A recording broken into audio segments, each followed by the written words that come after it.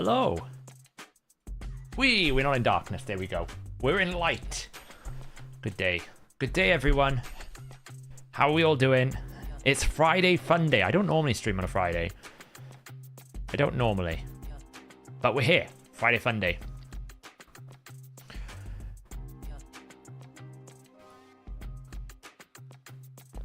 I have had a busy old day.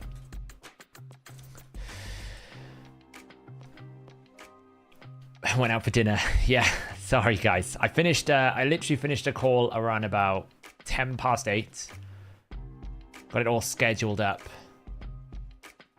It's been a busy day.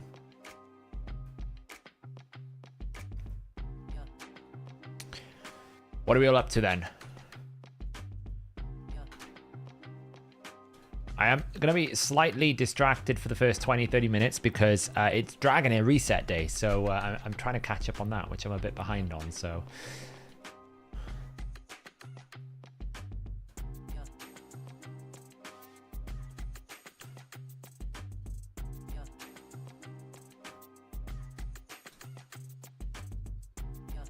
share some screenshots of what?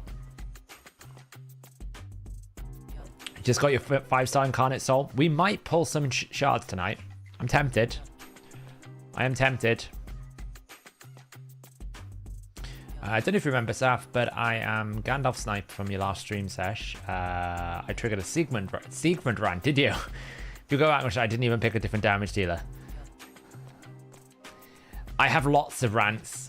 A lot of the time, the rants are absolutely nothing to do with the person that's affected by it.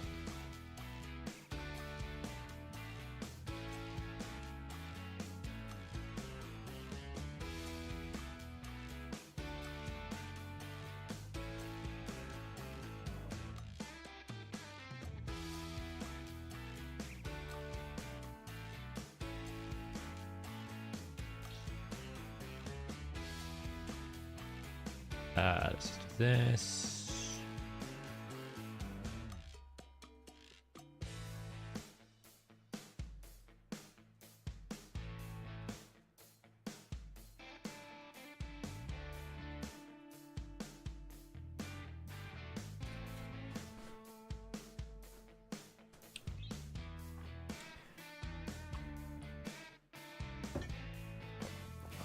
I don't know about the...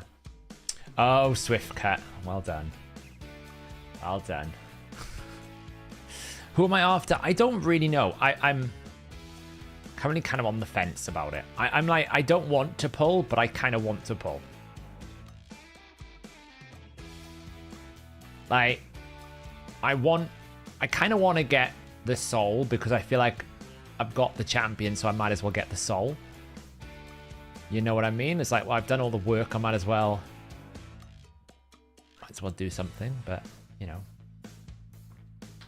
so I might as well get it. But at the same time, I'm like, these aren't exactly thrilling for me particularly, so I'm like, oh, I don't know.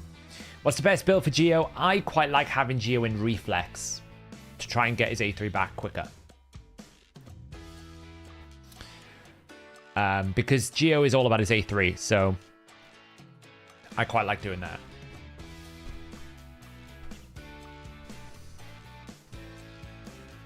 I could go for a second Michinaki. Like, I absolutely don't want anything other than that if I was to do it.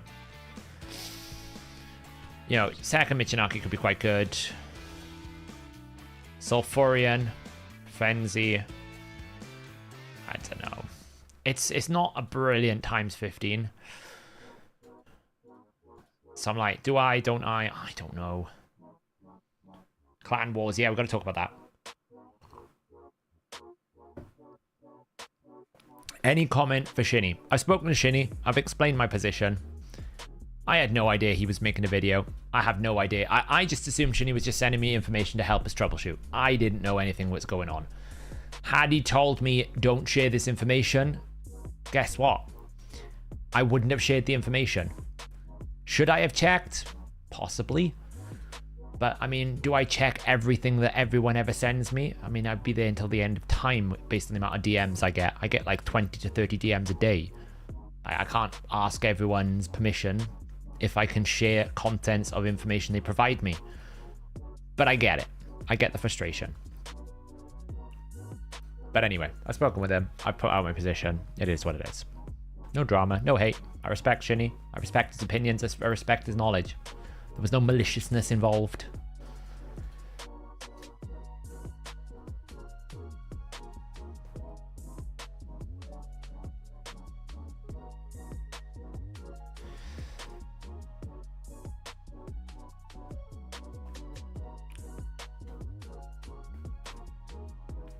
Pure British reply. I'm not one for drama, you know. I mean, I get it. I understand where the frustration is coming from. Don't get me wrong, like, I get it. But it just like it was no maliciousness or intent on my part to steal content or to ruin Arena or all this other, like, I literally just thought he was helping out the team. You know, that was my thing.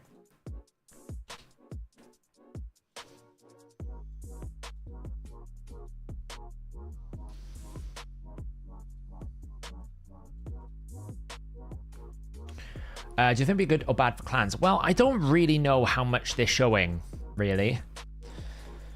Like, in reality, you know, I don't know how much information we've actually had, so...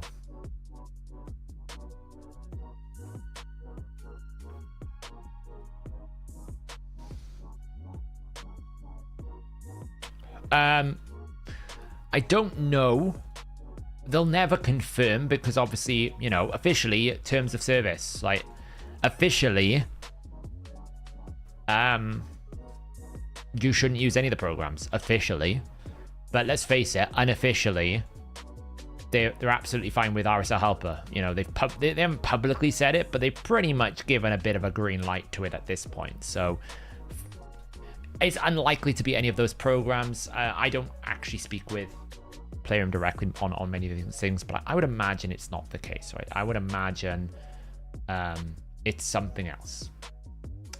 So, yes. That would be my guess.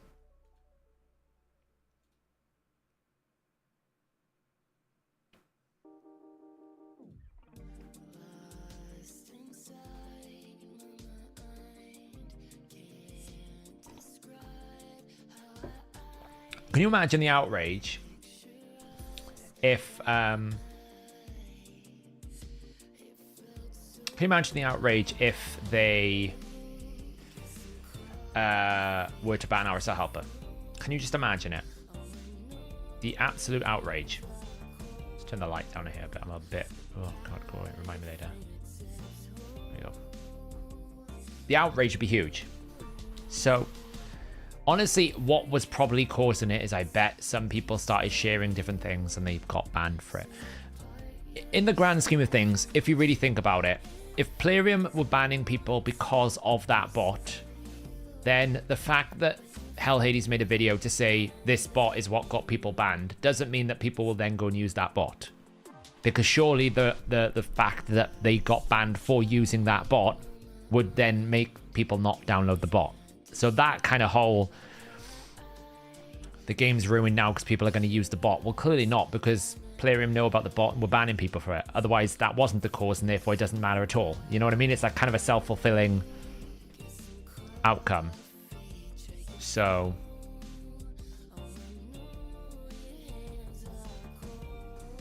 you know. And to be honest, they've been banning people for using those speed hacks for literally months and years. So I wouldn't...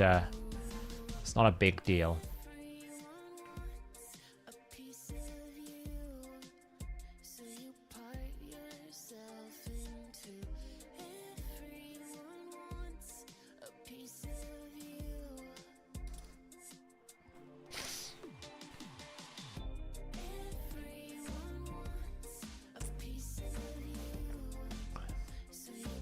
You think the biggest thing that this game needs is free gear removal?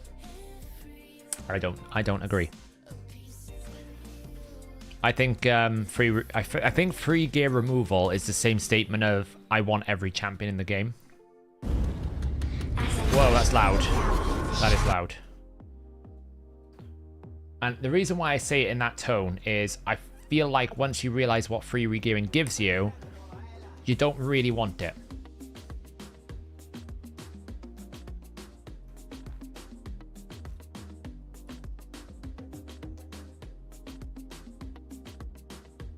Okay. Let's talk about this then. Let's talk about it. Now, I may be joining, or you may see a collaboration with Mr. Hell Hades. I think we might be having a bit of a good round table discussion about this. But let's have a look what's going on here. Shall we? Okay. See if we can decipher. That's loud. Okay, first thing. Prepare for battles on a scale not seen before. Now, if I'm the positive person, this sounds amazing. If I'm what have I experienced before with Raid Shadow Legends? I'm still reeling from Sintranos will be bigger than Doom Tower. So, yeah.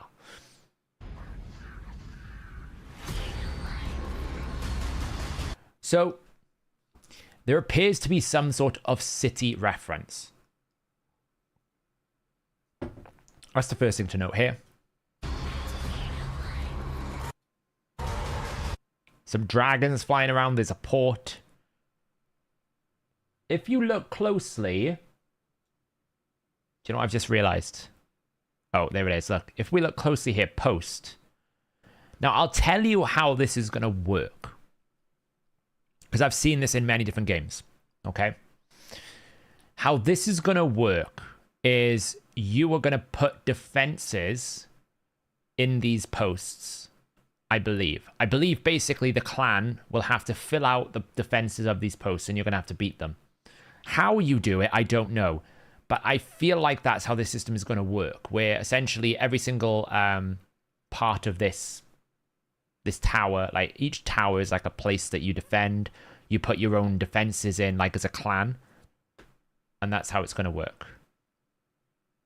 I believe.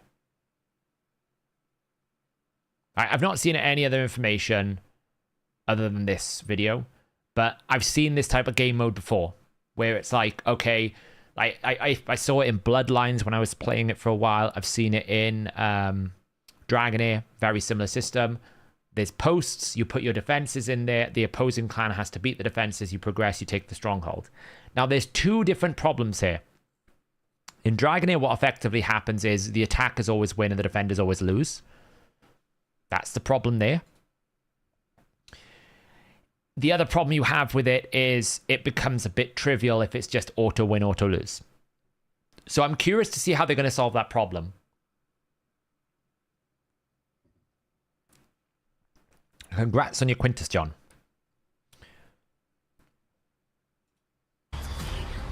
Now, there looks to be different towers as you get closer to the central city.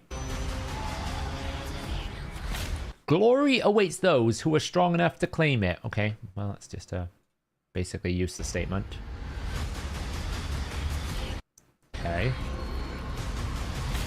It's coming next update. By the way, when is patch day? July the 10th. There you go.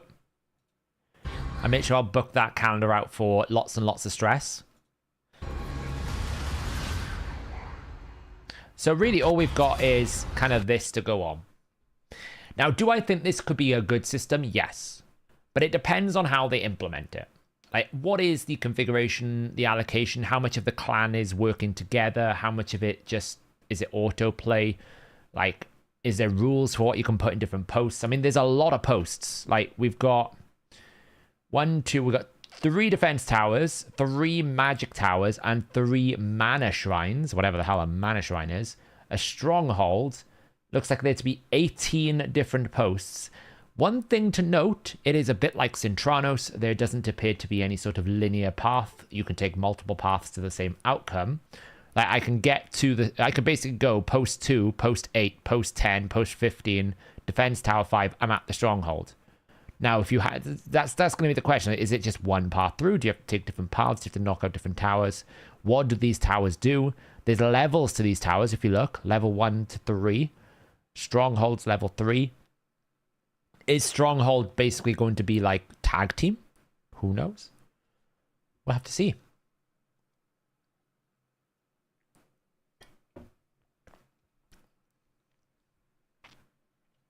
So we'll have to see.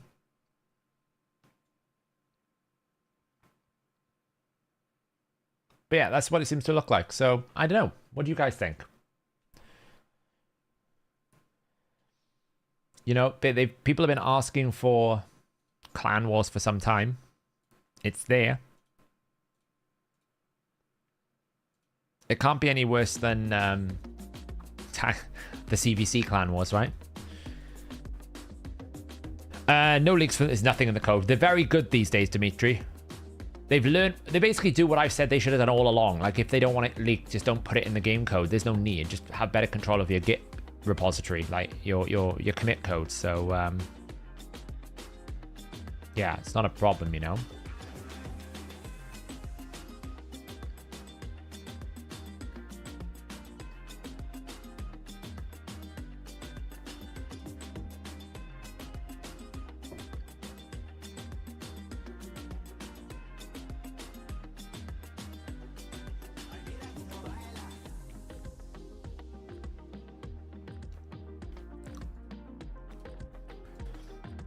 I don't think it'll be a chore. Like, no, but what you got to remember is, like, for players in my situation, since they've nerfed the bosses now, there's really not much to do. Like, unless they're going to fix Hydra, what else is there to push for? You know, there isn't a lot. So, yeah, I mean...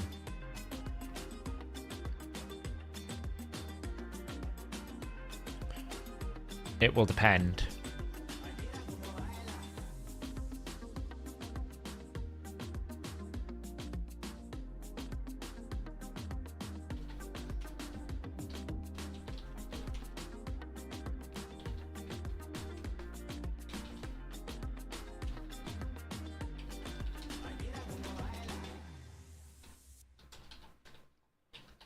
So I'm just answering a question.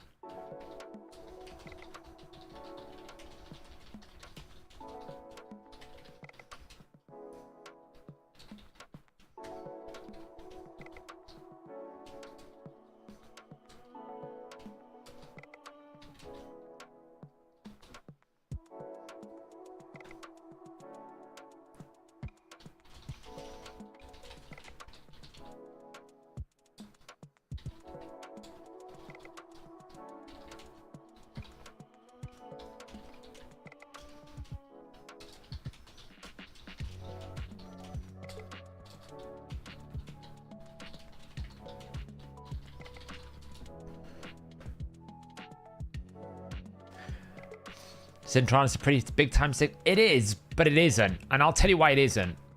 It's a time sink for the first 5 days. And then it's like 3 stages that are a time sink. So it's kind of like... I'm not saying that it doesn't take people time. But a lot of it is like very small windows of time where it takes a lot. I think that's the best way to explain it. For me at least, like it's small windows. It's never really like big moments in time.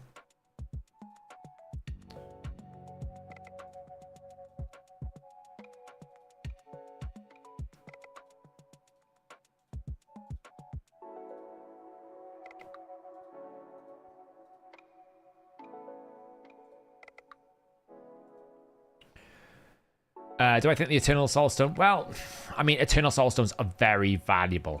They are very valuable. I would suggest...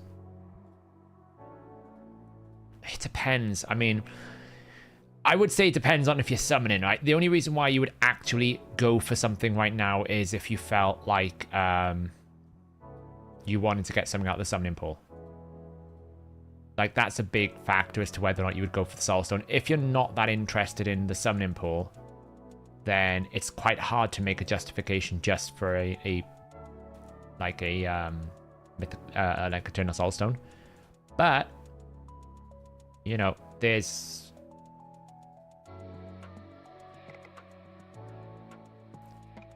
There's worse rewards, you know?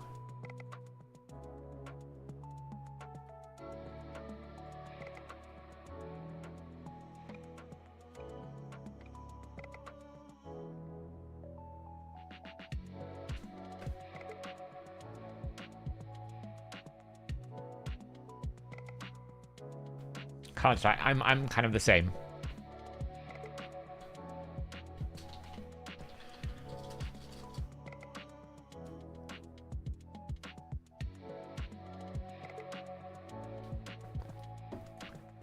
If you got up to 22, I don't know. That's a good question. Let me have a look.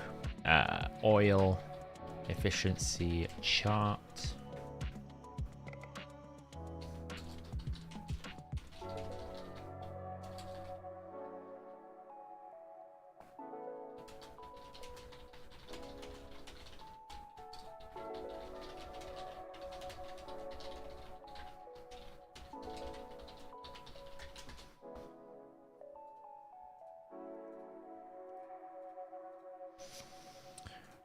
Where is it?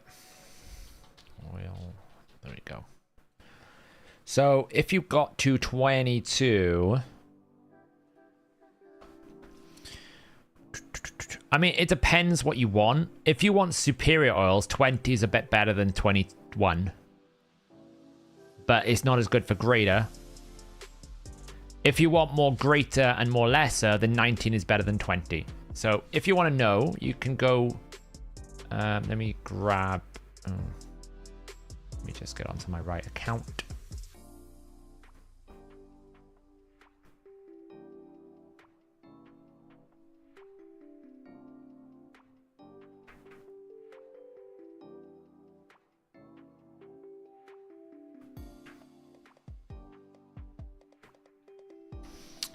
Copy link. There you go. If you want that'll show you all of the levels and all of the sort of best rates to farm, so you can pick what you're after. Oh.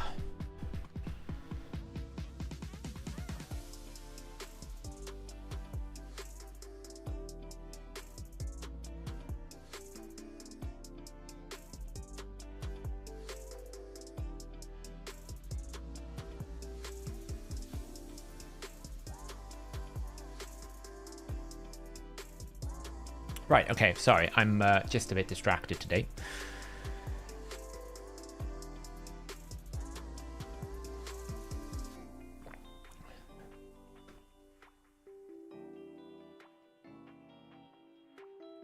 Drog's not gone, Drog's coming back. I spoke to Drog the other day.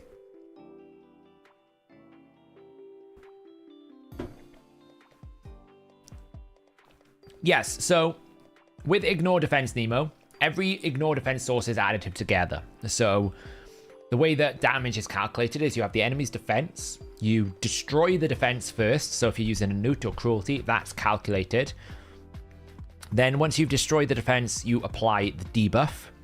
And then the remaining defense, you basically take all of the sources of ignore defense you have and basically multiply it by the remaining defense to basically work out how much defense you're actually going to attack. So that means if you have Helm Smasher with Crush and Rend, with Lethal, all of that is added into a single value. And obviously if that value hits 100%, you do true damage. So you can't go above 100%, so. Yeah, I think Drock is just waiting for the arena to just be better in some fashion. I think his enjoyment of arena is really killed by Polymorph at the moment, so he's probably just not done as much live arena as he normally would because, well, it sounds like a hell up there. So, but yeah, I'm interested to see how they implement Clan Wars. I don't know what it'll be like, but more clan interactivity, absolutely something I want. I want to have more opportunities for me and my clan to work together, right? I absolutely want that. I think that's really important to have. What's the calculation for buffs and debuffs on the same person? It normally goes buff then debuff. So if you have increased attack, it will go attack plus all the increased attack and then debuff the whole thing. So, shall we pull 10 voids?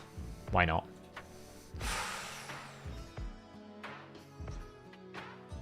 It's going to be a 10 rare. I feel like it's going to be a 10 rare. I'm still, believe it or not, I'm still after Ostrox Boneglaive. The epic. It's going to be a full rare blue. It's going to be a full blue. Of course it is. Ugh. Pull a primal for luck. For the lols.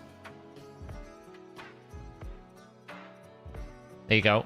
This is why you shouldn't pull shards right here, right now. We'll pull Sacred for luck.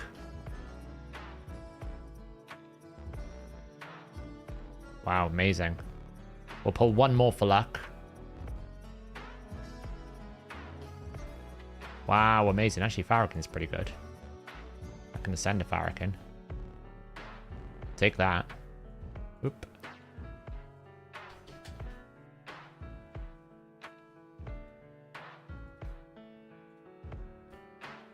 +1 imp.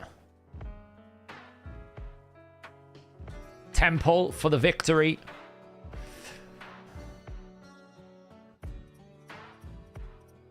Hey, look, we got an epic. Actually, misread a Dithey. Wow. That, people, is why you should never pull shards. I feel like if I need the soul, I'm going to have to, like... I'm going to have to do training, aren't I? I don't really want to, but I feel like I'm going to have to.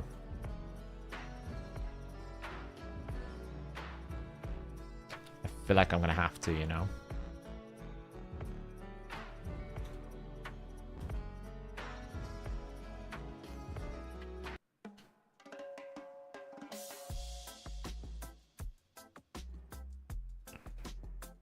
Do we have any more, like, 4-star epics just sitting there?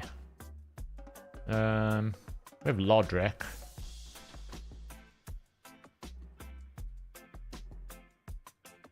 I guess he can be empowered.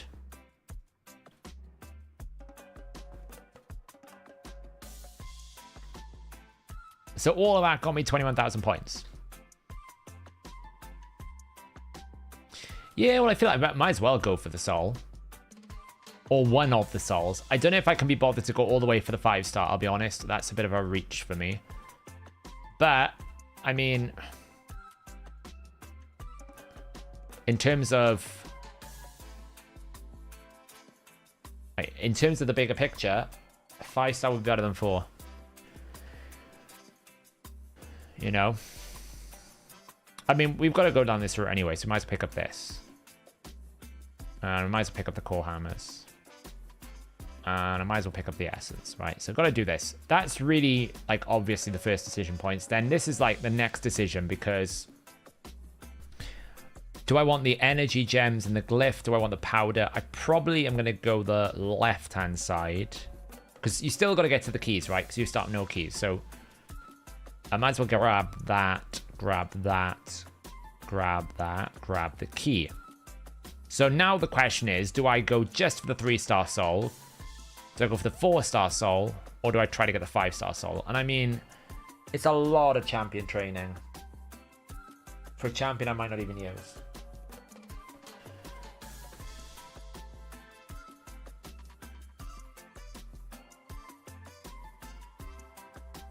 I could get the 3 now.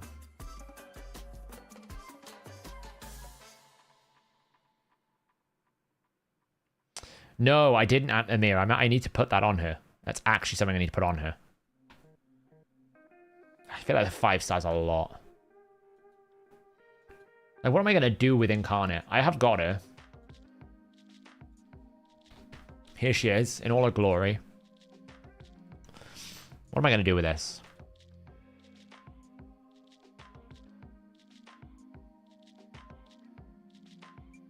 So it gives Arbiter Swift parry.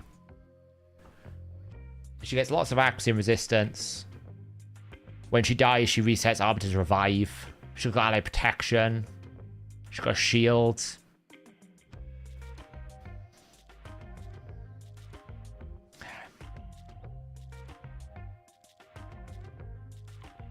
I mean... Is there any reason to use it? I don't think so. is there really any reason to use it? That's the issue.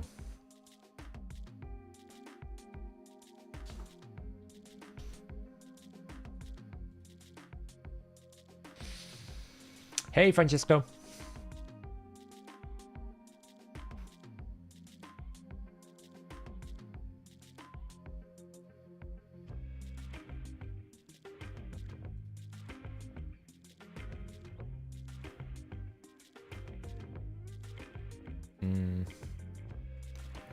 So what do we get? 4-star. So the only reason to go to 4-star is for damage. That's the only reason to go to 4-star. Is damage. Get crit damage. Like, you're not going to get much in terms of, like, I suppose damage reduction for the Awakening passive. Maybe we just get the 4-star. What is the 4-star here? How much more would I need? I need to basically get 1,000, 8,000, was it 20,500? So I'd need to get like 10,000 points. That's not too bad. That's reasonable amounts of champion training. I'll leave it there. I'll decide what I want to do, I think. I'll leave it there and decide what I want to do. Dungeon Divers is pretty good. It's not bad stuff there. I don't know. The only problem when you have no Titan event is just these events feel very like, unless there's something like good in terms of a reward, you just don't feel like it's worth doing. Because they're all a bit mid. Like, unless there's something like really, really cool at the top, they're all a little bit mid. At least for my feeling, anyway. So, all right, let's do some live arena, shall we? It's been a minute. It's been a minute.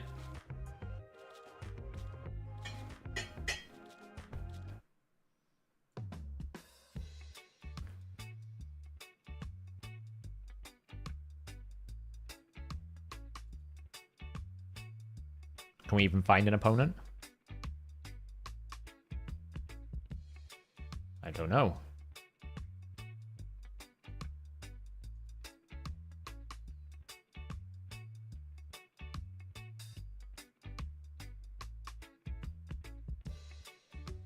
Did I lose 3 in a row? I must have lost 3 in a row. I'm sitting there thinking, why am I not getting anything? I must have lost 3 in a row.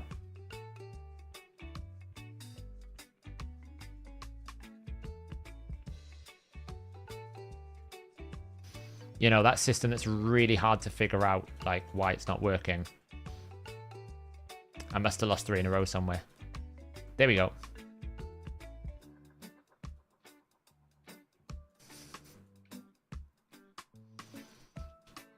Yeah, lost 3 in a row. Haha.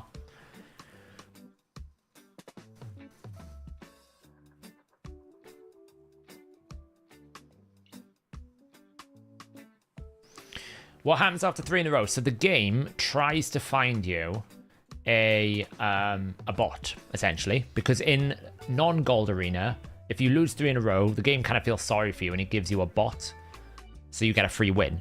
The concept being they don't want to disincentivize your gameplay, so they give you a bot as like almost like a consolation prize. The problem is in gold there aren't any bots. So what ends up happening is what ends up happening basically is the game tries to give you a bot, it can't, so it gets stuck. And then after 1 minute, the game's default matchmaking kind of resets and it gets rid of the concept that you've lost it and trying to give you a bot, and then it just gives you a normal player. So, I mean, take out the Duchess. So yeah, that's what happens.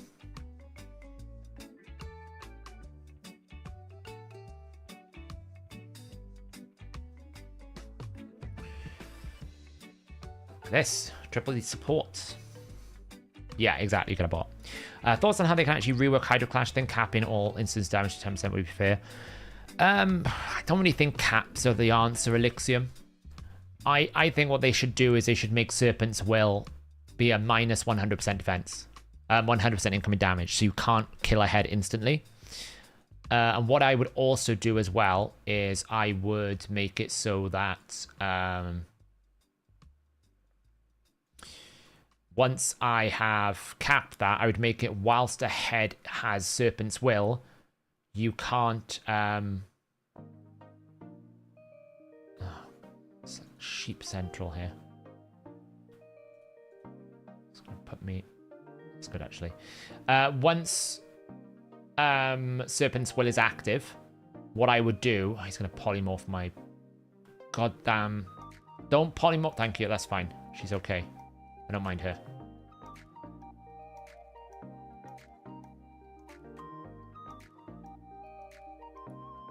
This is really annoying me. Don't stun me. Don't stun me. Don't stun me. Don't stun me. Right, you come out of polymorph.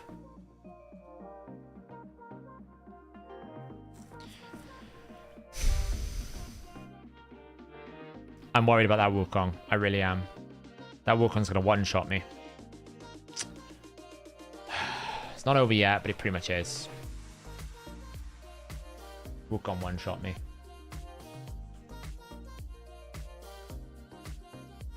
I made a mistake. I should have A2'd the pony instead. I wasn't paying attention. I should have A2'd Marius so that I got a turn rather than freezing my my Shujan. I made a mistake was all. But yeah, Hydro Clash, what they should do is take Serpent's Will, cap it to minus 100%. So when a head respawns, you are not able to do any damage to it. Whilst that buff is on, you can't, those Hydra heads can't receive any buffs or effects. As in, they can't receive Poison Cloud, they can't receive Ally Protection, it can't receive all of those different things. So it gives a person, like a player, an opportunity to deal with the head that's respawned.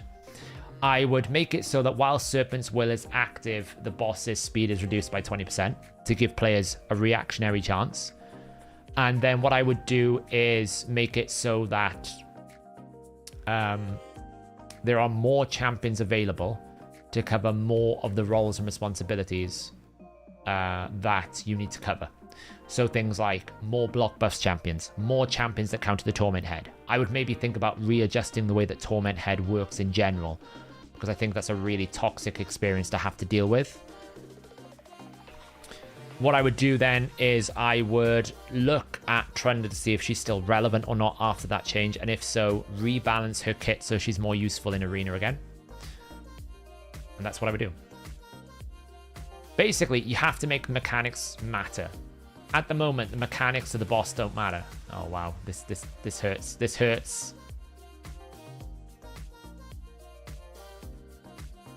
Boof, boof, boof.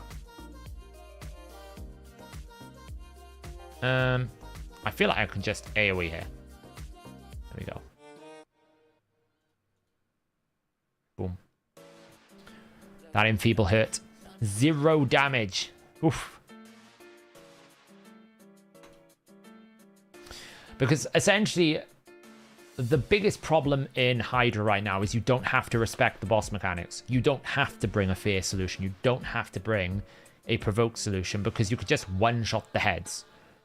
So they need to stop that behavior, because the moment you stop Trunda from being able to kill heads during Serpent's Will, the Trunda team loses significant amounts of value. Like, significant amounts of value, because it can't just keep cycling. That team is dependent on being able to permanently cycle their abilities, right? The Trunda always has a head to kill. That is an essential component of that, you know?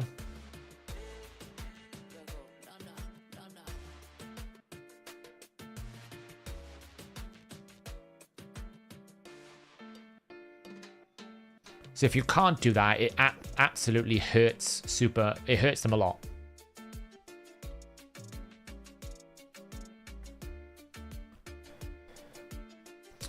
Why am I opposed to capping instances of damage? Because I feel like what you do then is you just create this game mode where it's like, what can I do to reach the cap? I've seen a lot of people suggest maybe like certain difficulties should only have a maximum value. I'm like, well, all you're doing is you're just creating this instance of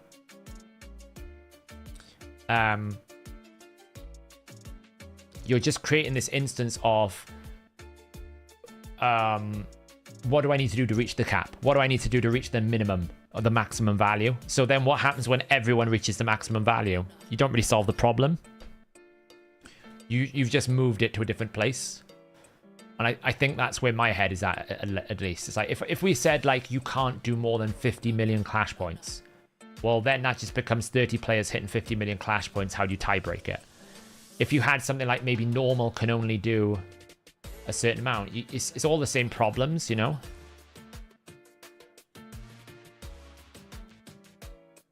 At least for me, that is. I made a mistake there. I should have A1, not A2'd. It should be okay.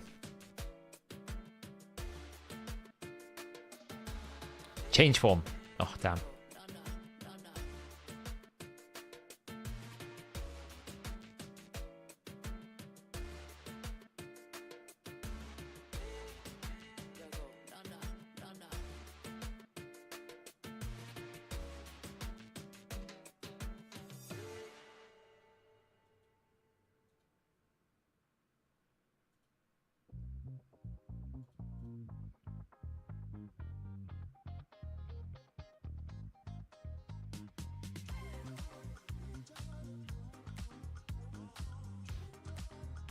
Someone change form.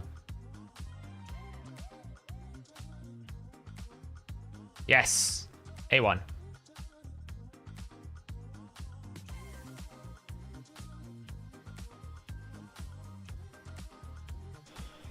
Oh, thank you. Does he not realize? Wait. Why didn't Marius... Why is Marius crowd controlled? Why is Marius crowd controlled?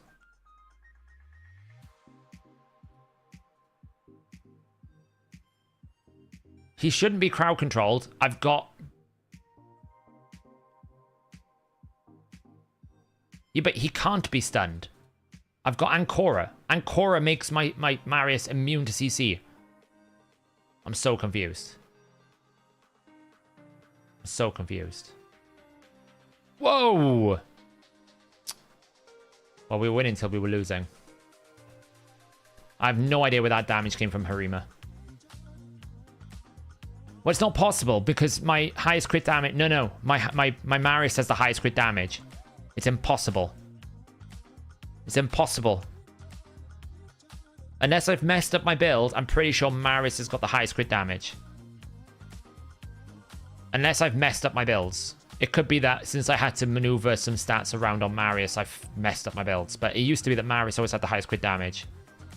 Yeah, double check for me. I'm pretty sure Marius is the highest. But I did have to modify my build for Sand Devil. Rowdy Bishop, thank you so much for the $5. I really appreciate it.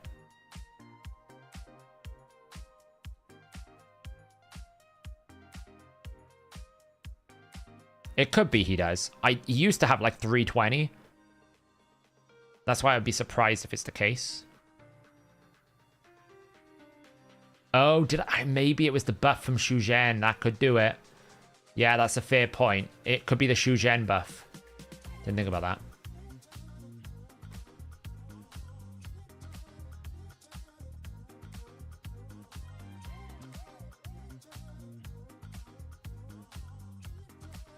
I did not think about that.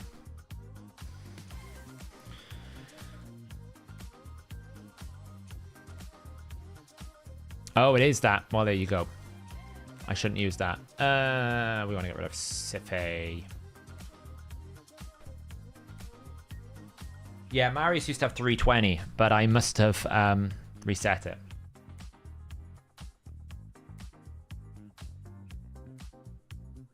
Brutal Hydra, what kind of stats do Micheled and Shamel must have sufficient damage reduction? I like to get him around 240 speed, 250 speed, Zach, for Brutal. And then as much attack and crit damage as you can get whilst keeping them alive. Like something like 2,500 defense. As long as you've got like shields and you've got like strengthen, or you've got some sort of increased defense or something around them, like a Mithrala or something of that nature, you generally don't need much survivable stats. You can survive on quite a lot.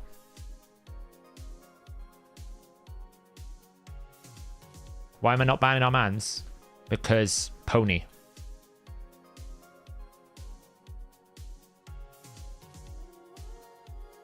Although Pony's just getting wrecked at the moment.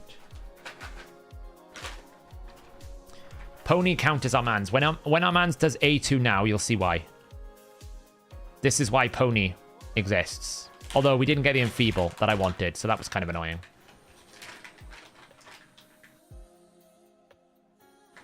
As is this. Actually, that's kind of an advantage. We're just getting out DPS'd a bit at the moment.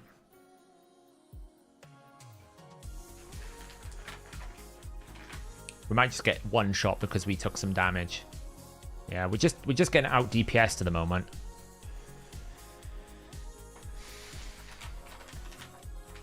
No, we're getting out DPS'd in turn meter.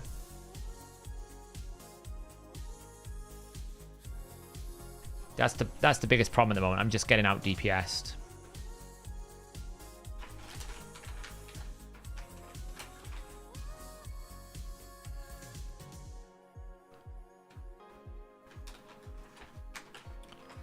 Leo can be debuffed.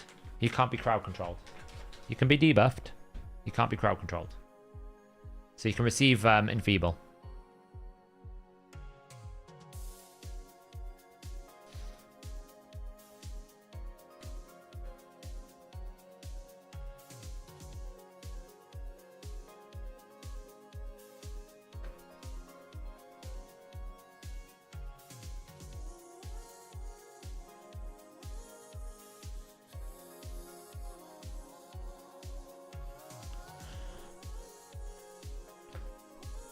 Well, our mans is not never a threat to me on most of the time. It's the damage that I take is normally the threat to me.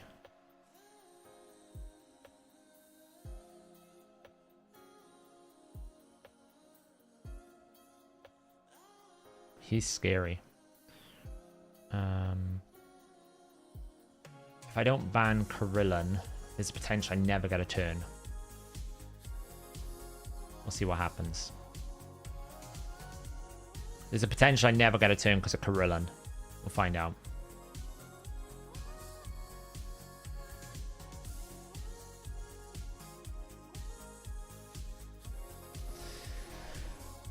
We shall find out in today's episode of...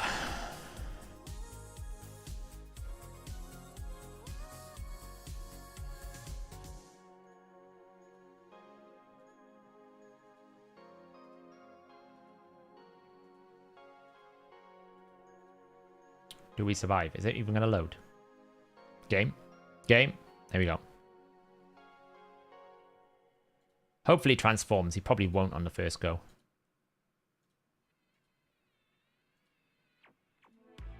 No, in my luck.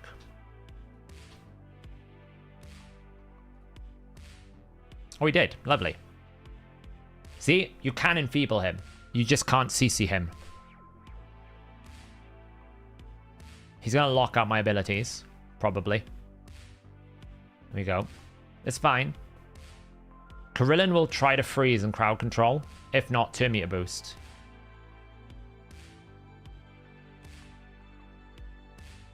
Oh man, he's a slow picker. There you go, there's the freeze. Leo can't do anything. He's weak. See? Weak affinity. Because of... And now we go boom. Boom, boom, boom. My friend, you have been Marius. And this is why they can have our mans if they want, because I don't really care. They can do whatever they want with their mans.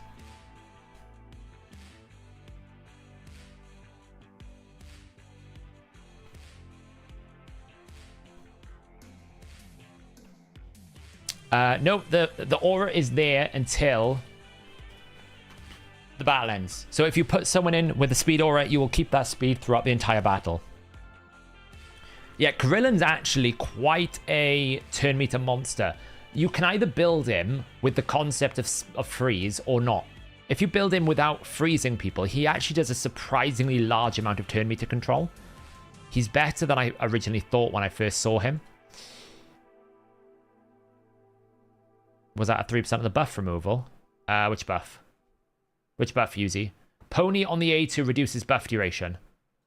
So whenever Leoris puts his unkillable up, I'll just reduce the duration so it kills right through it.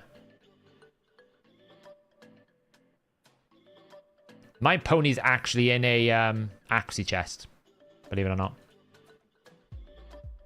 Galactic buff removal. I reduced the duration, so I'm glad you're enjoying me. I thought I'd change it up.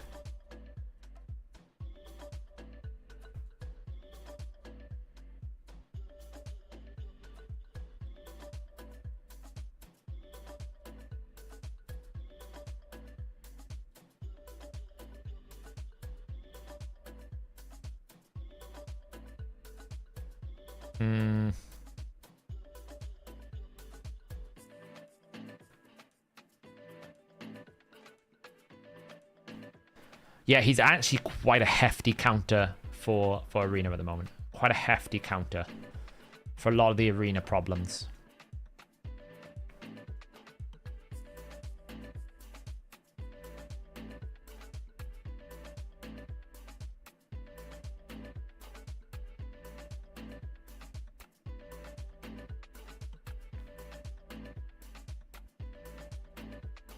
Who do I not want to face?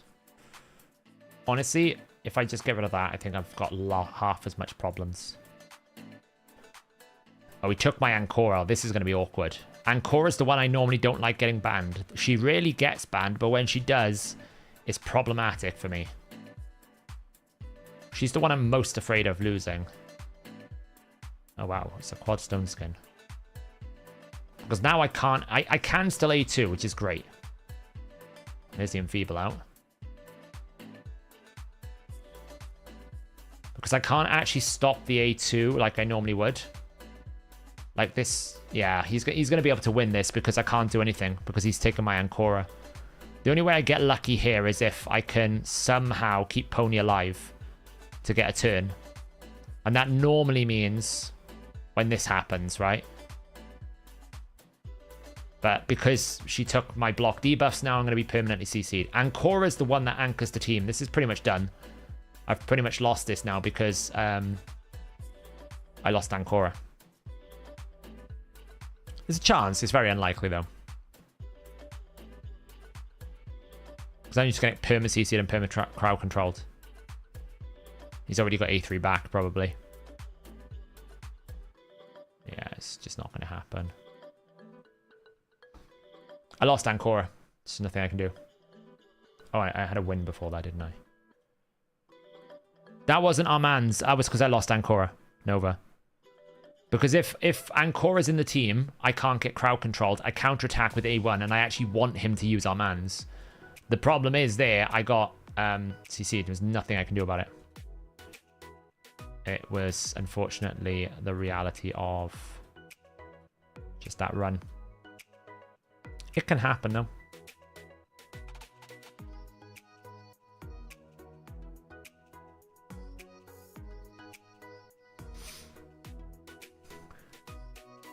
Hey Seth, finally build Jintora for Clan Boss. Is the new Nature's Wrath Blessing any good on him? For Clan Boss, you probably want Phantom Touch.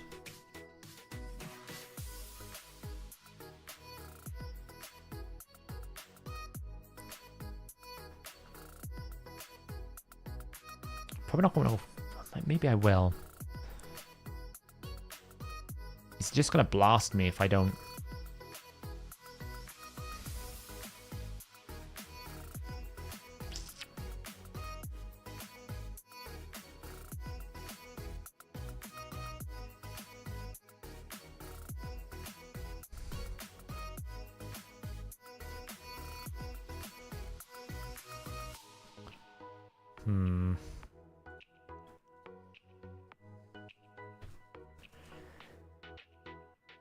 Phantom Touch.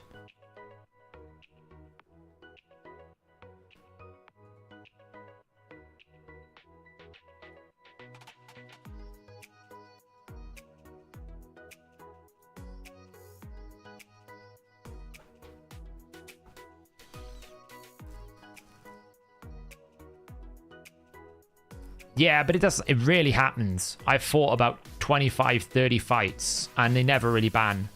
Normally, they always ban the Narcissus or they'll ban the actual Marius itself. Very rare that Ancora ever gets the one that people ban.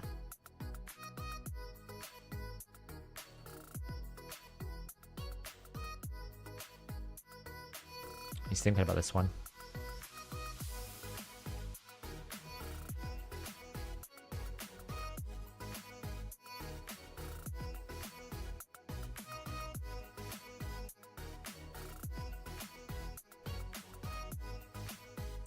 Now, I could throw the Torment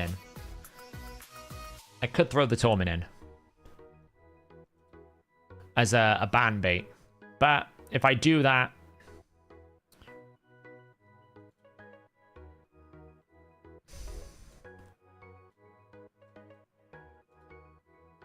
I'm going to throw that in. I'm going to take out the Baron. It's the Baron I'm afraid of more than anything else.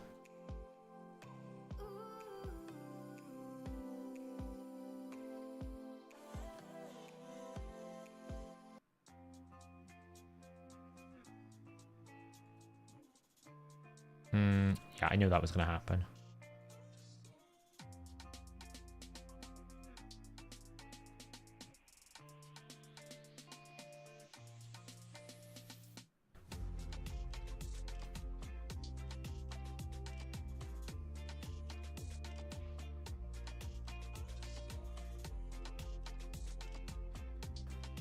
Okay, so it'll be boost.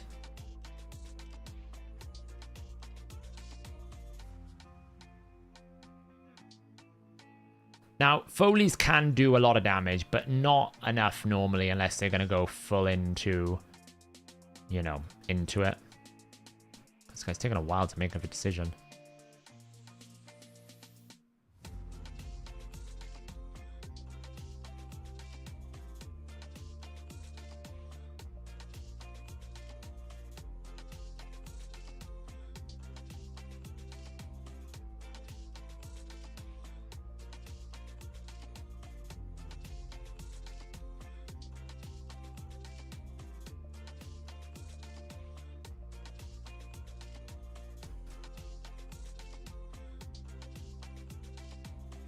Oh, look. Didn't do enough damage. And he's dead. Oh, nearly. Now he is.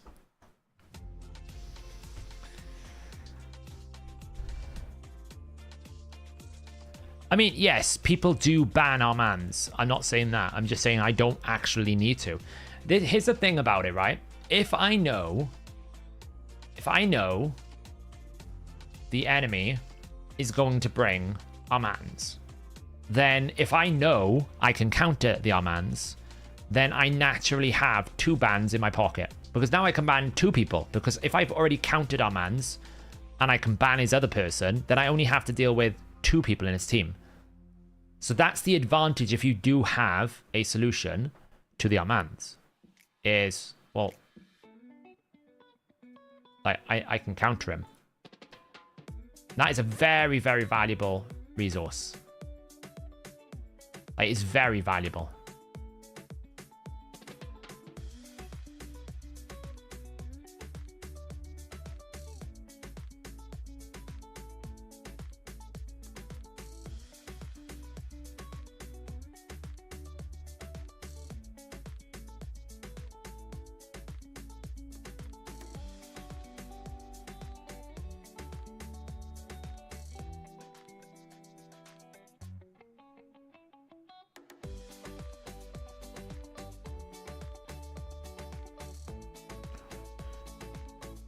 So I can either go speed and guarantee I take a turn, or I go defensive and guarantee I survive a turn. My gut tells me to go defensive, and my gut tells me to take out the Duchet. He's got double block debuffs. The Wukong's more of a problem. See, they normally will ban Narcissus. 9 times out of 10, they will ban a Narcissus. 9 times out of 10.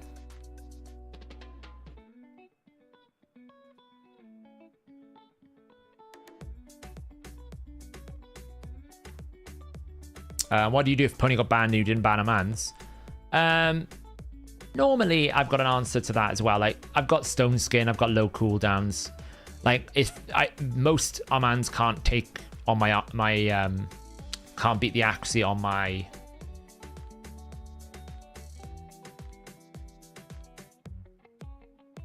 weird interaction.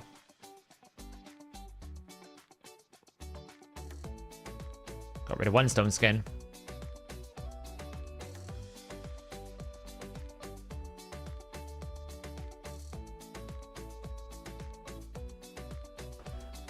Most Armans can't beat the A3. The resistance on my my Ancora. The mistake I made here is I should have A3'd instead of A2'd, so I can get him out of sheep instantly. But again, he's probably not going to kill me. It's very difficult for Taras to do much damage these days, see? If anything, it helped me because it gets me out of turn. Reapply that. Like, what's he going to do? Another A2? Fine.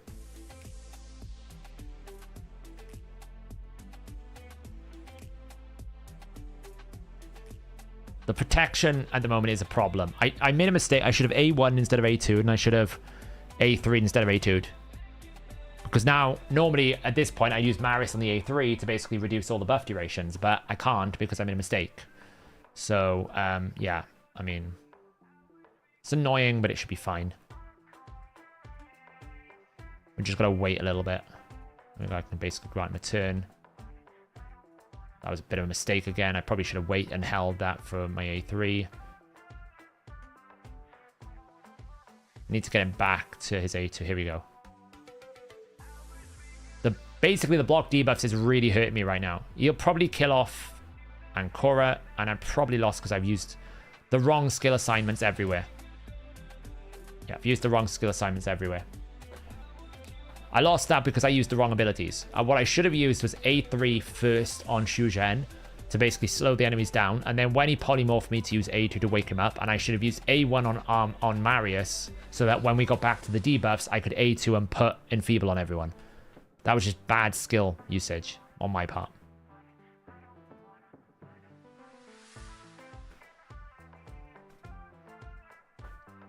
I'm losing a lot tonight.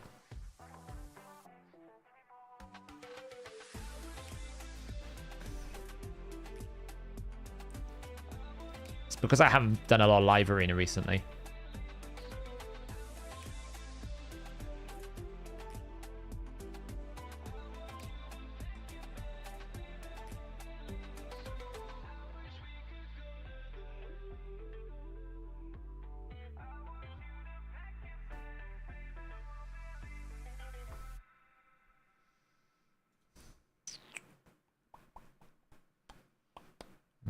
I feel like I can outspeed him.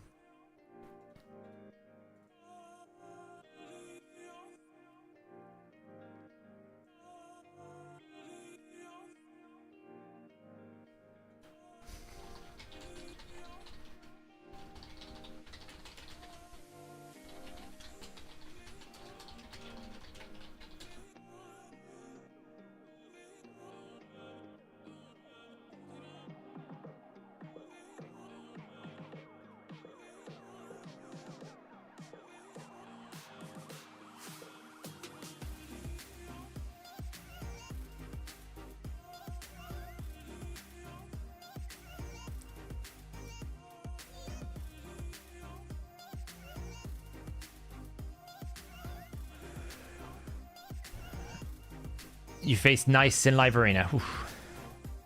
I've not fought him yet. Yeah, I'll show Marius off after this now.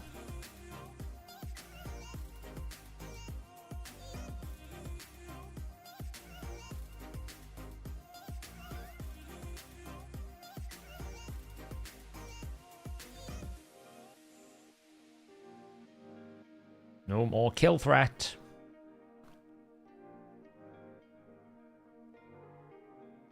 Yeah, the new Sylvan's mythical.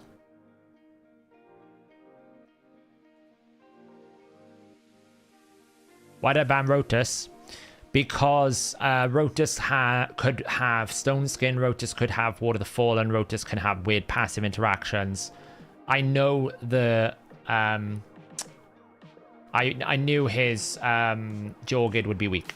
I knew I could one-shot the Jorgid. I didn't know if I could one-shot the other dude.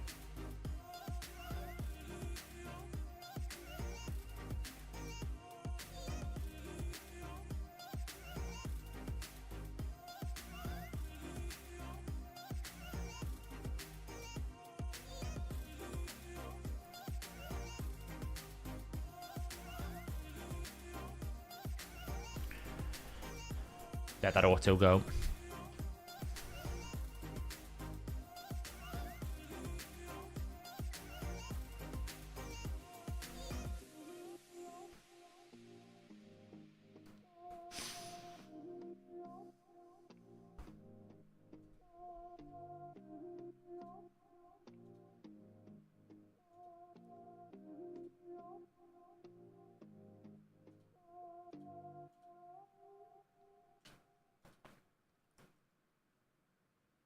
Eventually it'll die.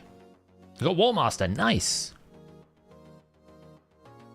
Why not Marius? Because once I kill his, I knew I'd go first, right? Because I've got Arbiter and Shuzhen. There was no way he was going to outspeed me.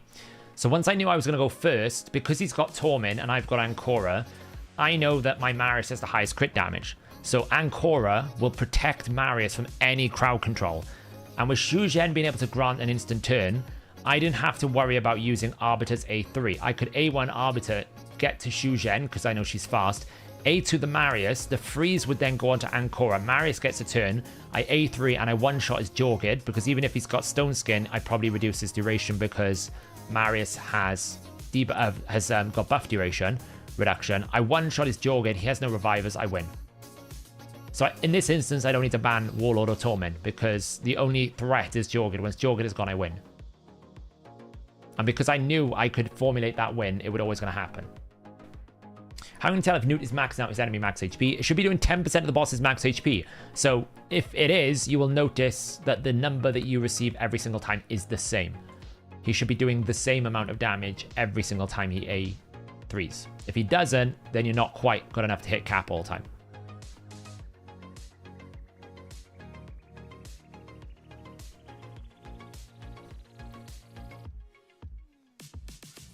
Have I tried Marius on a full key of Nightmare? Yeah, I have. I'll show you a screenshot. This is a Summer Nights playlist. You know, it's a nice Friday evening. Yeah, exactly. I mean, if you want to know, you basically take the boss's health, times it by 0.1. That should be how much you need. Boss's health times 0.1.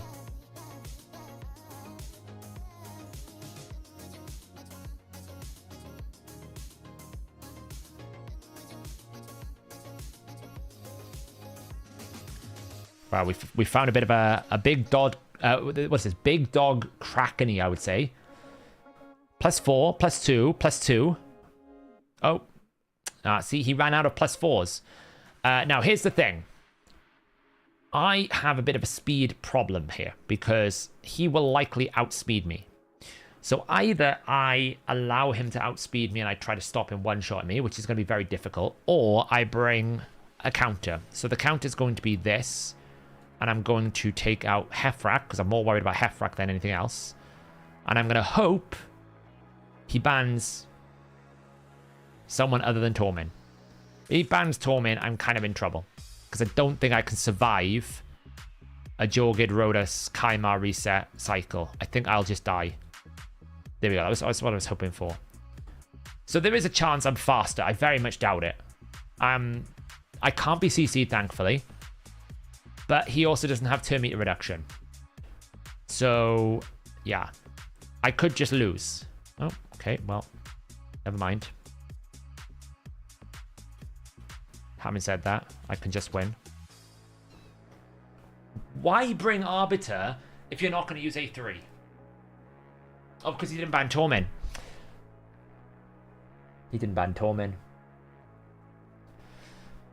Of course not. He didn't ban Torment. So in his instance, he should have banned Torment.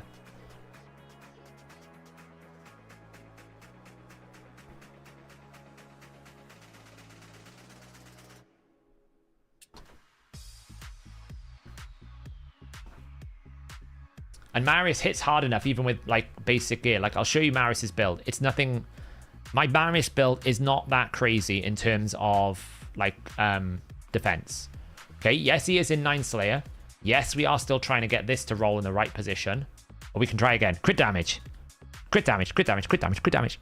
Oh, damn it. God damn it. So I made a mistake. I ascended these boots to 12. That was a mistake. because now I had too much speed for Sand Devil. The problem you've got in Sand Devil, okay, if you use the what's her face, Adeline, the Chancellor Adeline in Sand Devil, you actually can't make, certainly in my team, I can't make Marius faster than 239 speed. I can't, because I will break my team. So I've got him literally at the fastest I can absolutely get him. And I made a mistake because I didn't have this originally in speed. I managed to get speed. It took me a lot. Look, it took me a lot of rolls. 5 reworks. Got speed. Thought it was great. He's now faster. Then realized I broke my team and I had to rebuild him again. So hopefully when I get crit damage here, that will help. Right now, he's at 238 speed, 313 crit damage. But you can see, super low defense. Why? Because I got him in an Axie chest. Because it's the best set I've got. I've got some pretty crazy... This is all my best Slayer gear. This was a crazy reroll that I got. Triple speed. I mean, it's attack, but it's better than nothing. It's an attack ring, but it's better than nothing.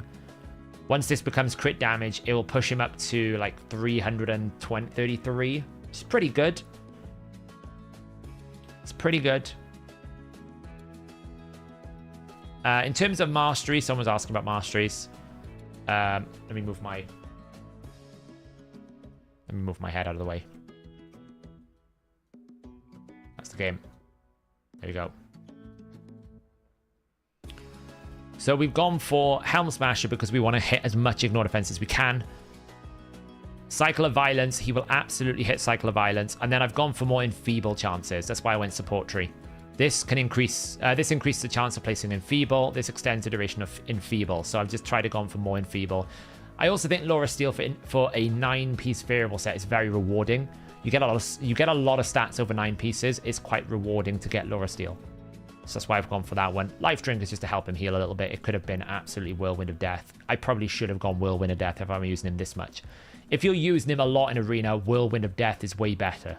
But I didn't think, basically. I wasn't thinking. I didn't think he'd be as good in Arena as he actually is, to be fair. In my defense, so. But yeah, the thing about Slayer with him, he can absolutely get 3x3 procs of Slayer. It's very hard, but he can do that on here. So this ability could be a 60% max HP.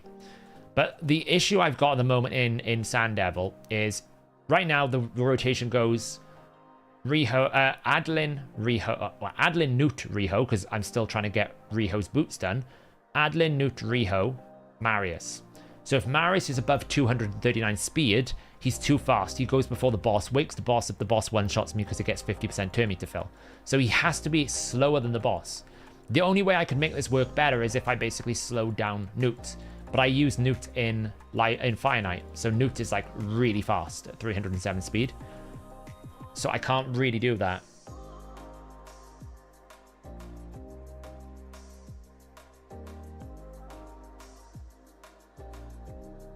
See, I need, at that point there, I need him to not wake up, basically.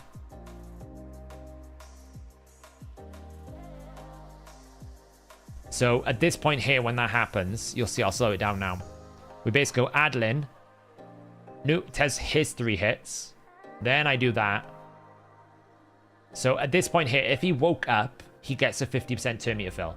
So he has to wait and go after that in order for it to work.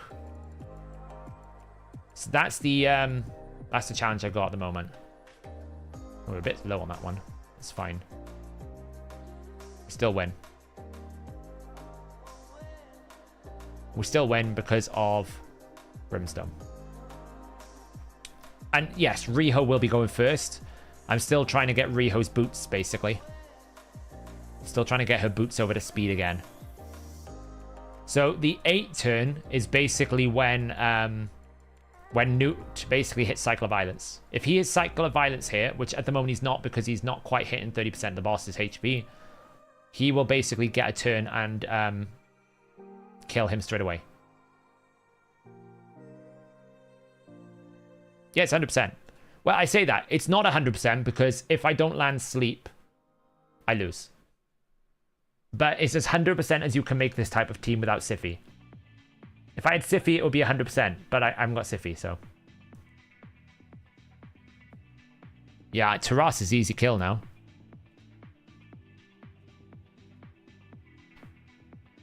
Yeah, it's just 3%. There's nothing much I can really do about that.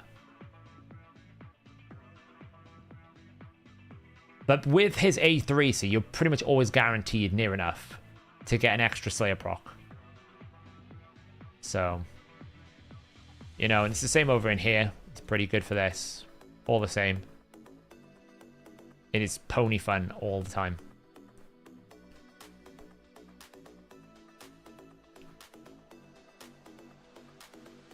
Oh, we did it in 10 seconds. There you go. Boom. Now that I've added cruelty to him, I managed to get a soul for him. I've got cruelty on him now. He stacks cruelty really fast.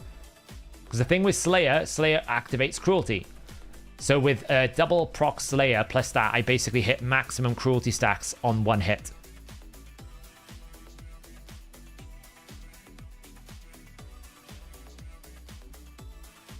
Yeah, I can.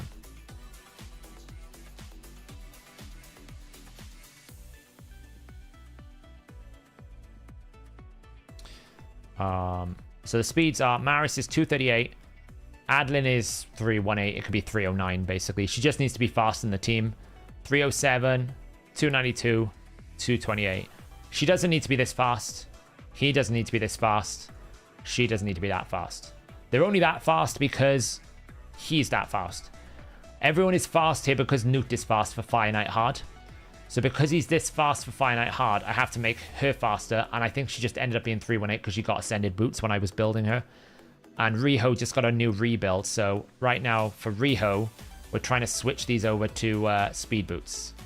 But as you can see, it's taking a bit of dust to do it. I did see the video, yes. Yeah, I got the Marius Soul yesterday. I actually was like, what do I take on him? And I was like, Cruelty felt like the best option. Yes, hang on, let me get that picture.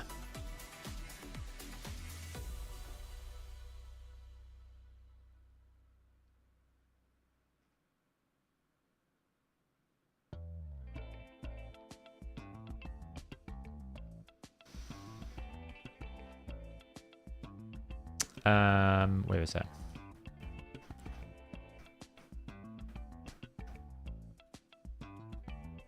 So this is a really scuffed build, this one.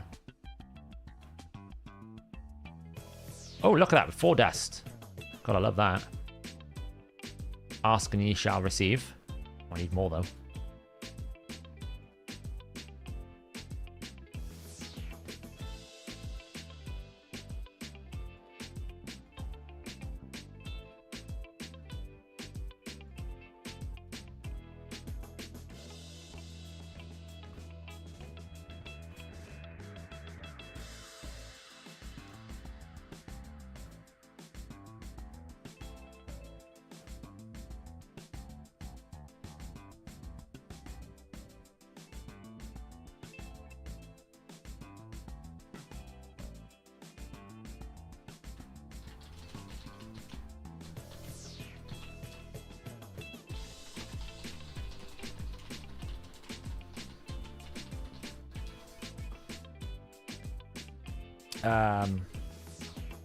Where was I?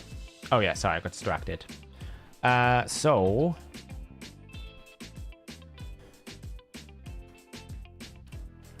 it's a rough, scuffed build. It's a scuffed build. It wasn't perfect because this was like the other night when we were trying to do Hydra and I was losing the will to live. But, you know, it's pretty good.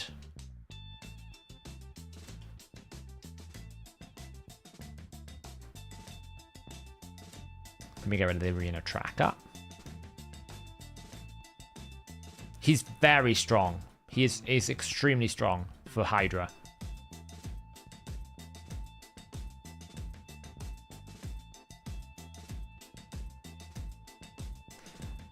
So yeah, he outdamaged Michinaki, he outdamaged Newt, and he doesn't even have a soul.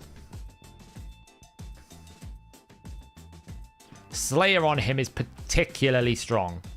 I would definitely say 9 out of 9 Slayer is he's probably the best champion that can utilize 9 out of 9 Slayer. Probably better than Garrel, I would say. And the reason why is how regularly he can activate it, because he's hitting 3 times. So the 3 times means that pretty much every A2, which happens on a 3-turn cooldown, you're like 79% guaranteed to get an extra hit. So his A2 becomes a 40% max HP hit if you can hit the cap, which is a lot. Crushing Rend is useless. No, Crushing Rend is essential. Because his max HP is low, Crushing Rend is essential on him. It's essential, I would say. It's absolutely essential, for sure. Who could I replace Rioho for with Sand Devil? Anyone like Ruel is a very good replacement. Marius. It depends on the team structure. In my team structure, you wouldn't be able to do too much, but anyone who does lots of debuffs on a single hit. Debuffs are far less important now. They're helpful, but they are far less important. So you don't need as many as you've needed to before. So...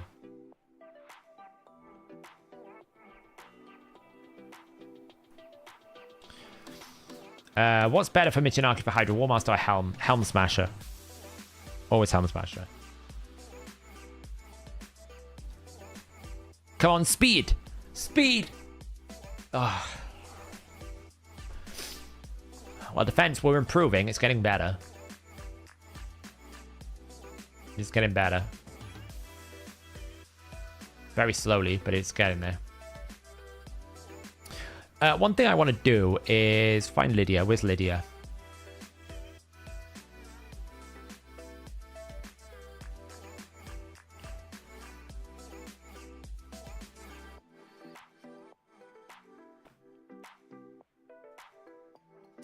I don't know if it's good enough on 1.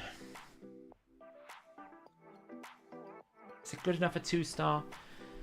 I don't know.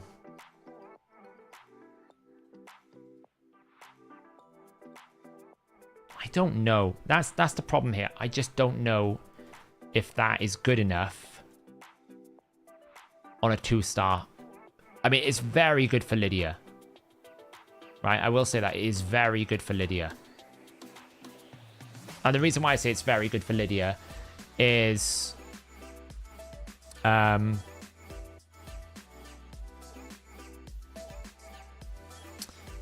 the reason why I say it's very good for Lydia is that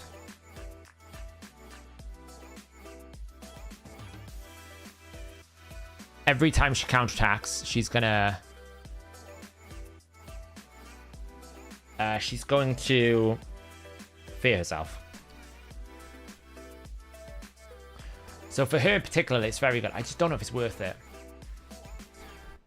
Correct EPR. That's how you work out how much you need. You can only ever do 10% of the boss's max HP, so just take the total HP, times it by 0.1, and that's how much you need to hit when you want to hit cap. How you got Marius so quick? Honestly, I could make him 260 speed, Adrian, with like 340% crit damage. I just, unfortunately, he can't be faster than 239.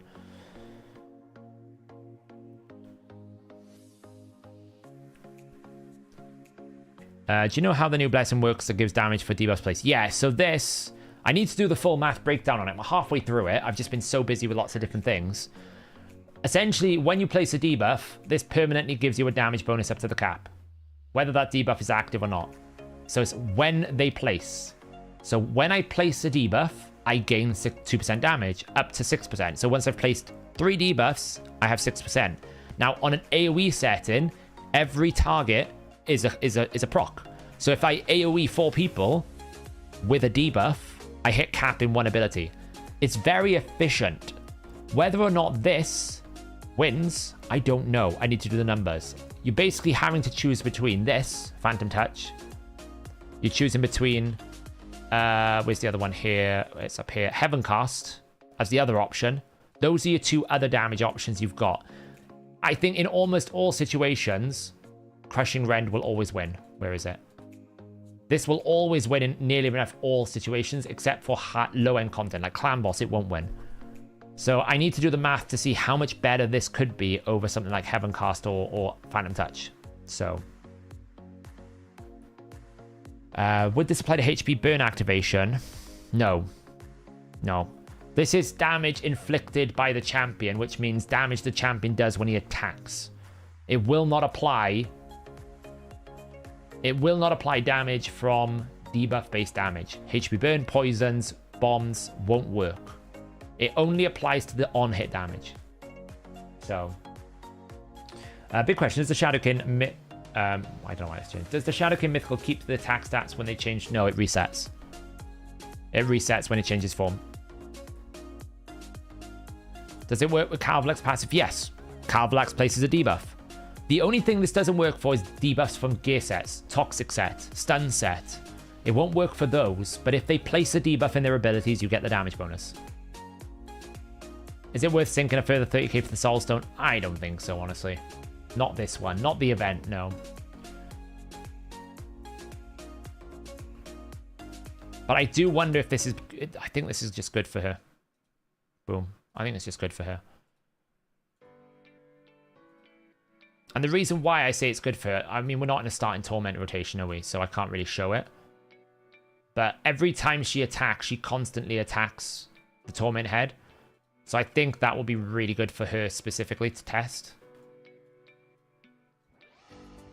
Like, have I done a key? I think I've done...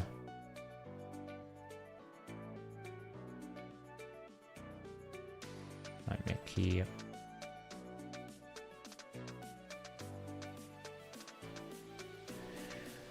Let's get rid of you. Let's bring in Pony Time.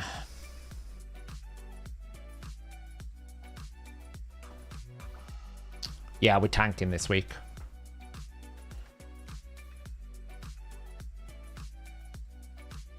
I haven't. What was the numbers in the end?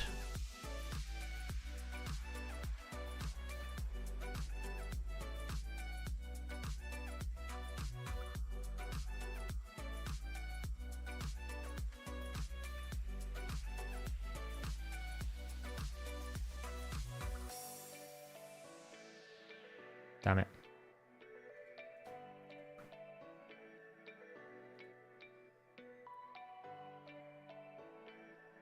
Damn it. Damn it.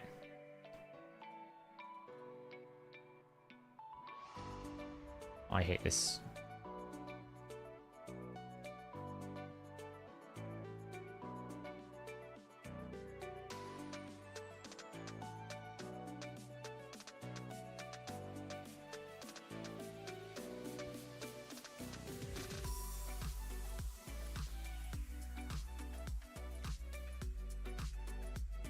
I think Garrel's dead.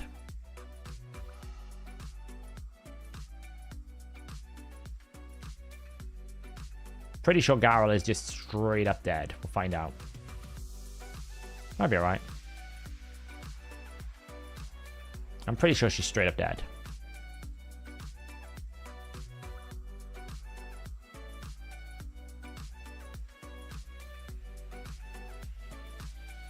Oh, she's still alive. She might live. She lived. I mean, they're going to get a cleanse, which is kind of a problem.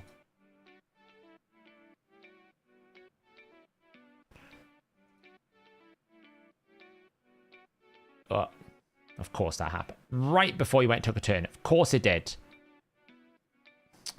Right before he took a turn. Stupid head.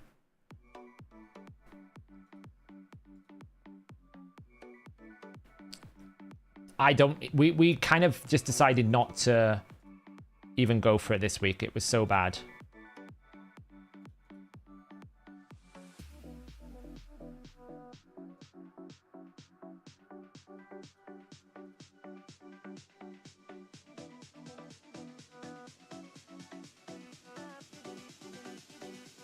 The only downside is,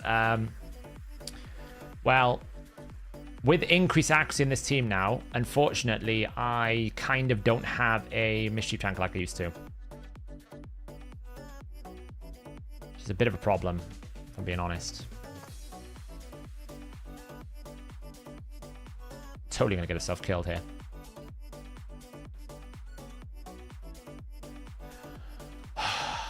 Hate setups like... I need to find a better team than this.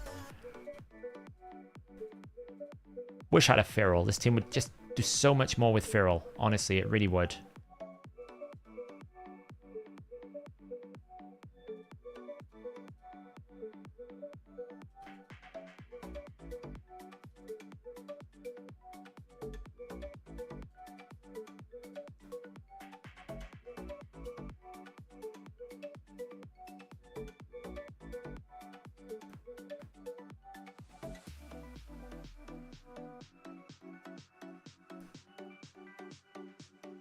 Right, it's lovely.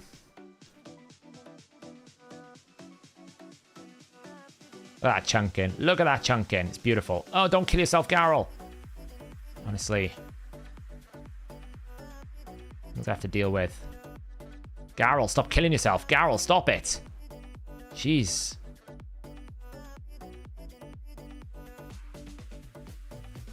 Alright, it's gonna kill herself. No more poison cloud. Garrel, stop it. Oh, I shouldn't have done that. That was stupid. Let's just get rid of that. Oh, nearly. There we go. Whoa. Fun. Let's try to get some hacks out.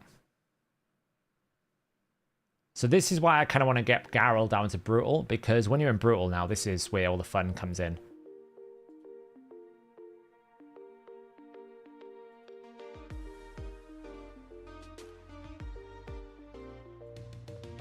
And his A1 damage is quite good. Like, considering his A1 damage is super good.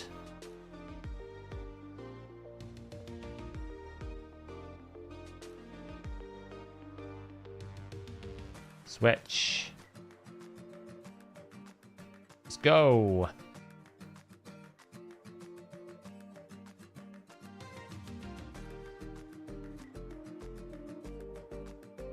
Like, you can see how much we can chunk. 40 million. Look how quickly we can climb damage when we get into this setup. Right, this is what I wanted to test now. So every time I attack now, Lydia is going to counterattack the Fearhead, because that's what she does, right? She always attacks Fear. So theoretically, this passive, this blessing should really help us.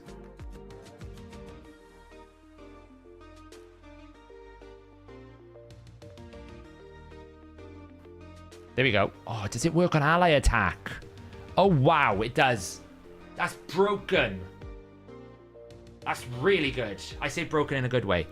So whenever I ally attack or try to counterattack, she's going to get more turn meter boost. So when I AoE here, watch what happens with her turn meter bar. She's going to try and counterattack. Right? If she doesn't counterattack, she'll get turn meter. Ready? She should have done.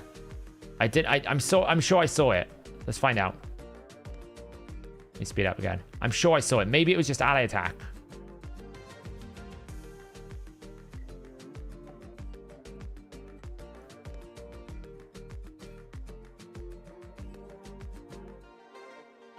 Did it? Did it? Did it? Oh, she ally attacked that time. That was fun. Counter attack.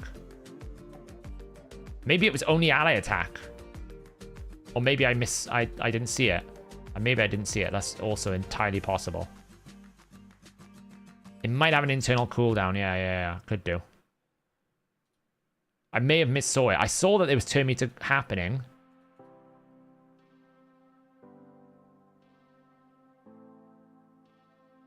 Yeah, it definitely didn't that time. So I must have misseen it, if that makes sense.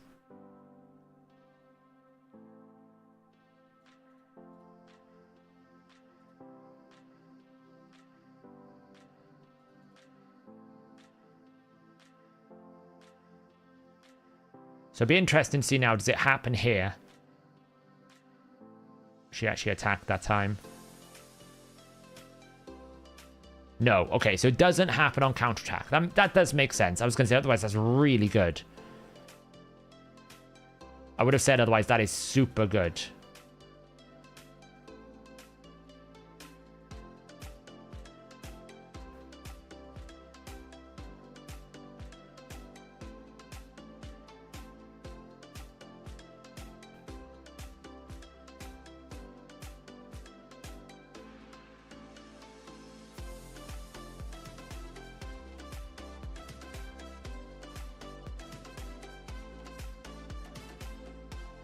Whether or not this is actually better for her, I don't know.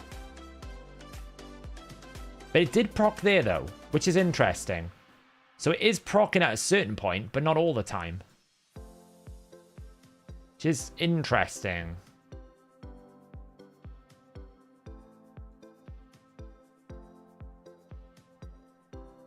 Yeah, we're testing Harmonic, the new blessing. By the way, just look how much damage this does. Do you see why I want to actually try and get Trunder up to Nightmare so I don't have to deal with the problems of Nightmare? This team, on this difficulty, can do so much work. It's actually disgusting how much this team can do on this difficulty.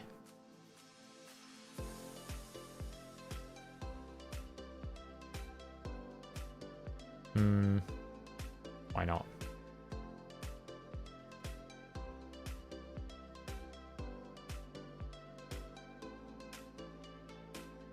Look at the damage here. Look at it go. So much damage.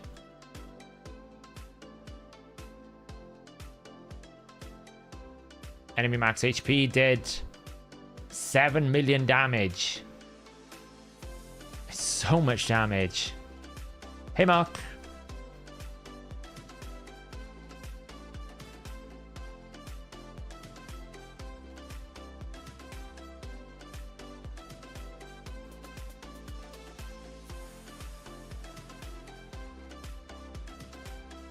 Like, this team could be insanely strong.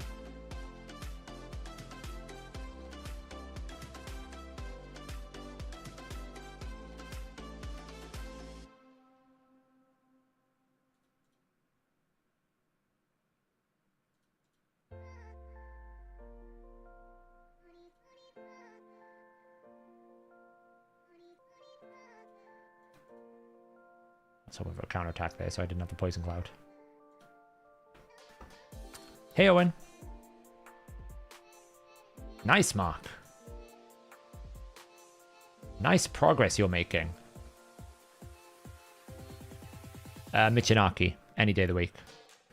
Watch how much he chunks this head now for the Mischief head. So good.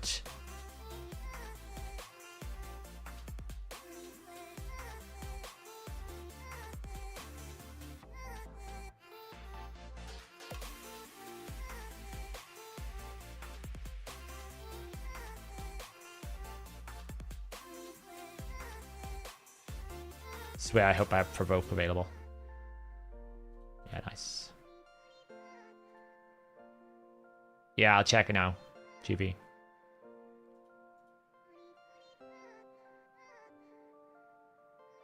So yeah, this is what Marius can do in Hydra. He's a little bit of a monster. I'm not gonna lie. Like, the amount of damage I've seen him do.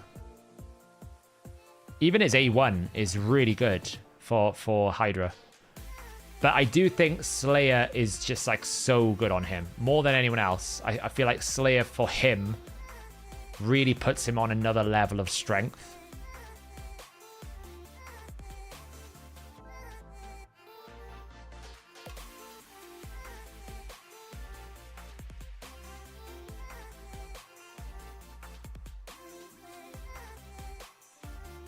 I mean, this is a testament of how much damage this team is putting out. I've nearly killed that head on the left with his poison cloud up the entire time. That's how strong. And to be honest, that's kind of supporting what I'm saying. Like, I can basically overwhelm the boss mechanics in Hydra these days. So I don't actually need to worry too much about, like, different effects. Yes, you still need to worry a little bit, but you can see, like, how I can just get back to killing these heads so quickly. Like, they just don't have time to react.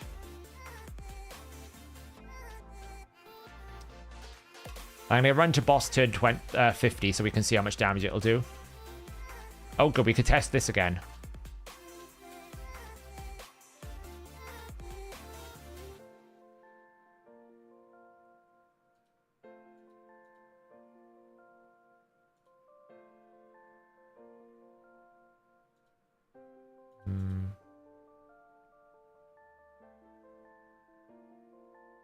See, it got a harmonic impulse there. So unless it's got a cooldown, that could be what's causing it. It could have a cooldown. Because I saw the text show up when she ally attacked. So maybe the harmonic impulse has got a cooldown, and that is why we're seeing the text show up there.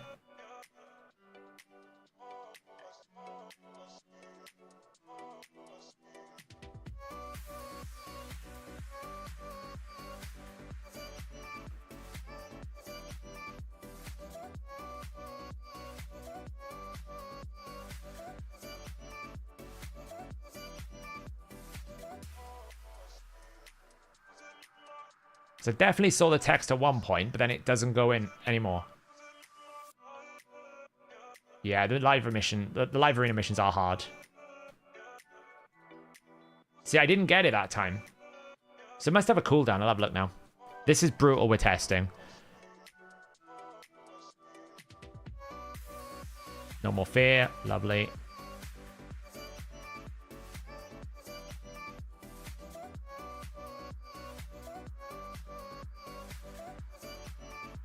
Stop you from doing stuff.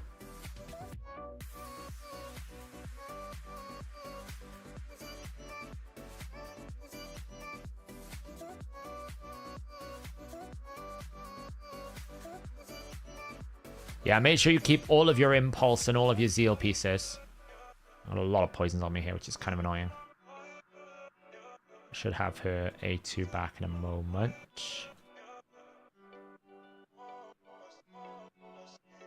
Hopefully I've got her A2. I'm getting kind of annoyed because I'm losing Marius HP.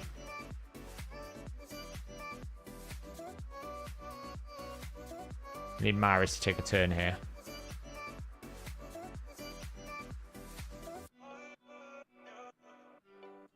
Go.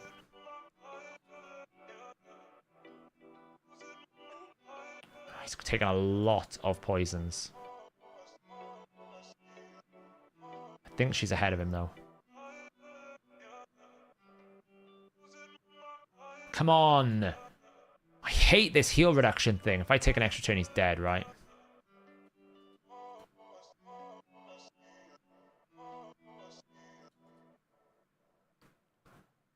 Here we go. Anyway. Heal reduction, man. Horrible. But Garrel won this one. Garrel won this one. 45 million. Garrel won this race because Garrel had more uptime on decapitated heads. So what will happen is Marius will win in Nightmare.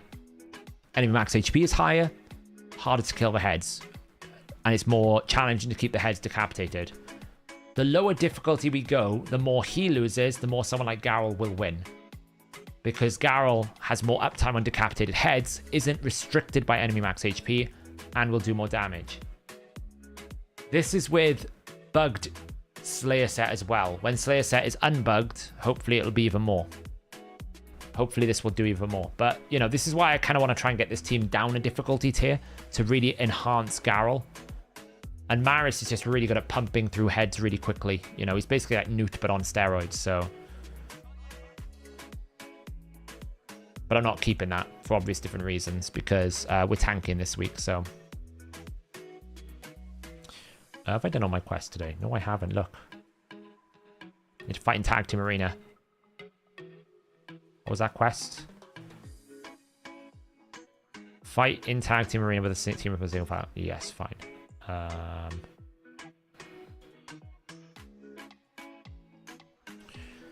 Let's do that.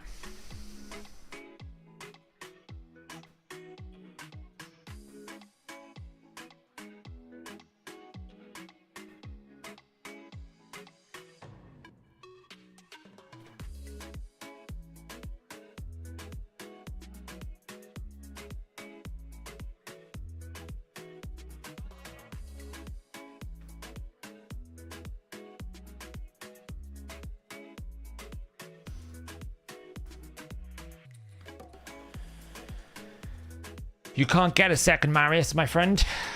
There's only one Marius that you can ever get in the game. He is a bit like Mithrala. You cannot get more than one.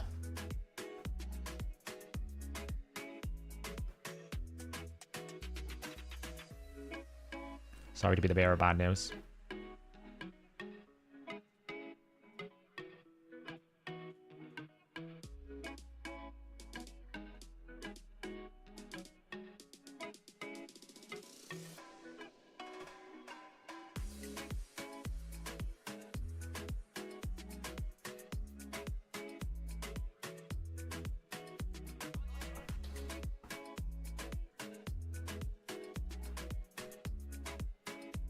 Can't get Archer either, right? Yeah, it's true.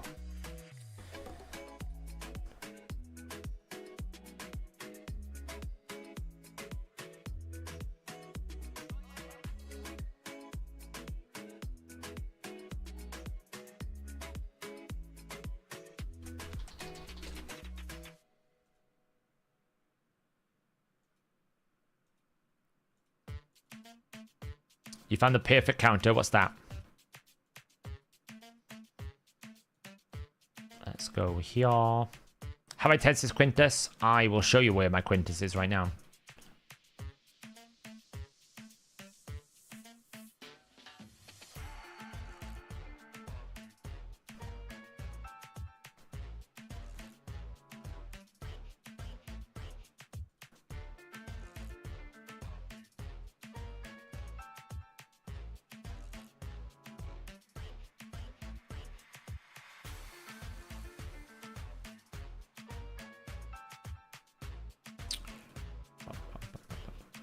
Oh, that encounter is banned. Yeah, you're not wrong.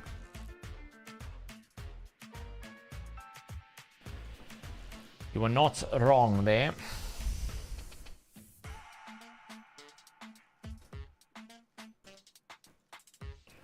No, they won't.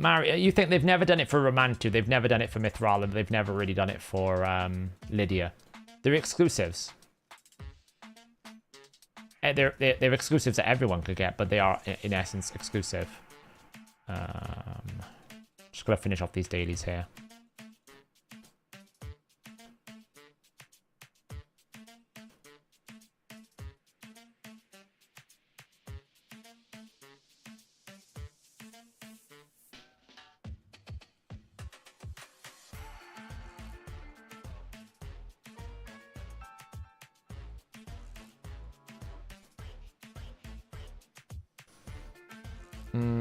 Supreme Gaelix passive. What does this passive do?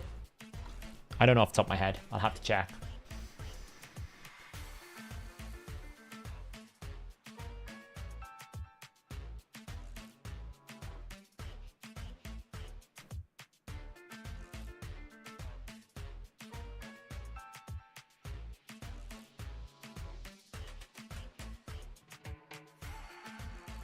Honestly, they need to stop adding max HP.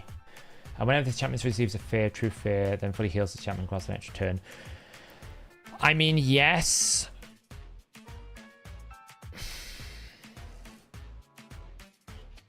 Yeah, that could work.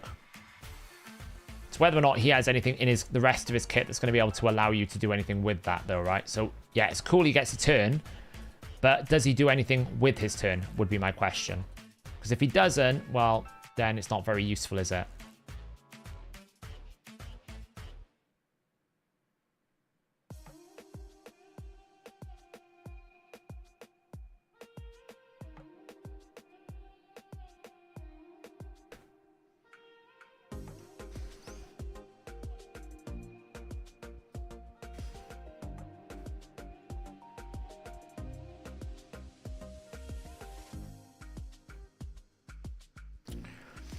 Do you know my problem with max HP mechanics?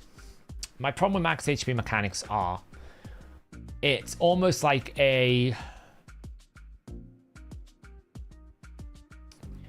almost like, you know, if you go to, say, like a betting shop, whatever, gambling shop, casino, you walk through there and you look at the screen and it says, this has absolutely got a good chance for you to win.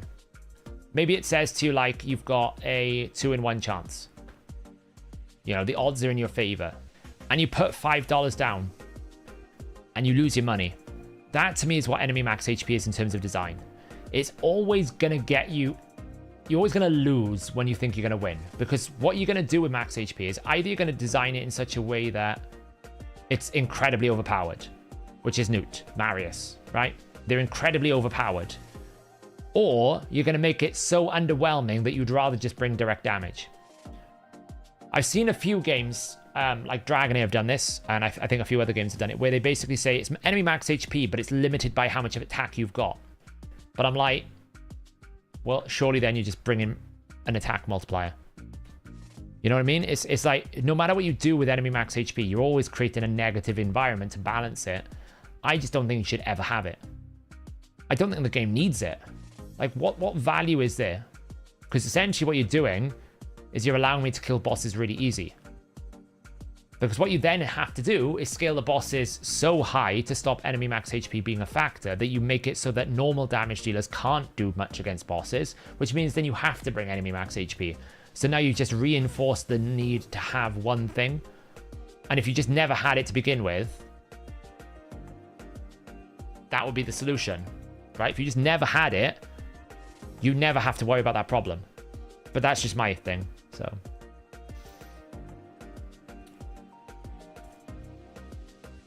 Yeah, like, so enemy max HP and debuff based damage is absolutely fine, right? Absolutely fine.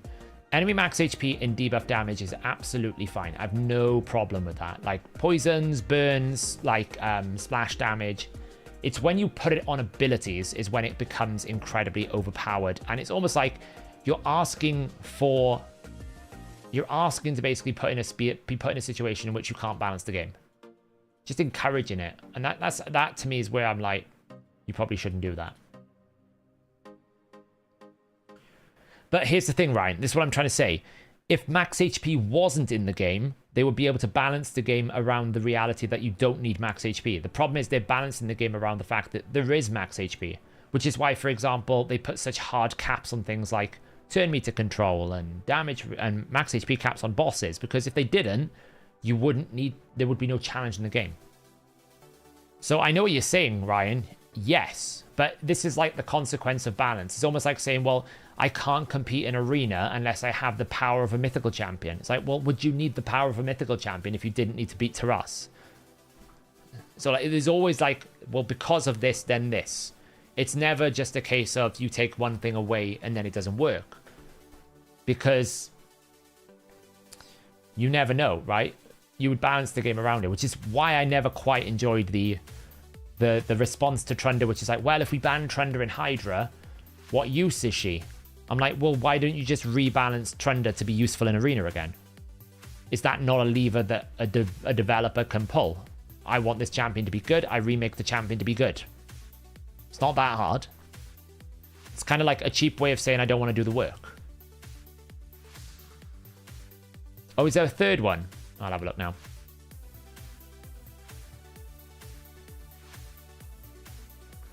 Should I swap the Cruiser from Relentless to Lethal? Yes. You should. Ideally Merciless, but yes, Lethal's fine.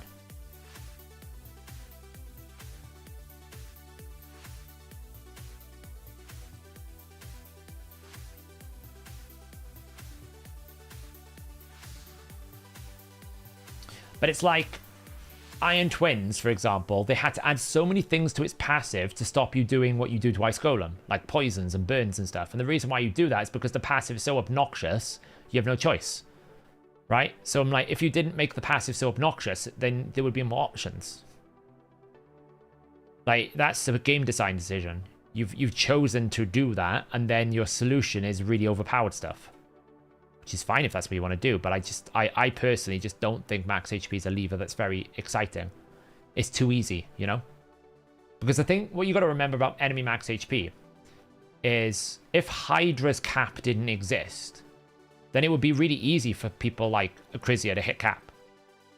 It's only because the enemy max, and it's only because AoE damage is significantly reduced in Hydra that you have to work so hard to be able to achieve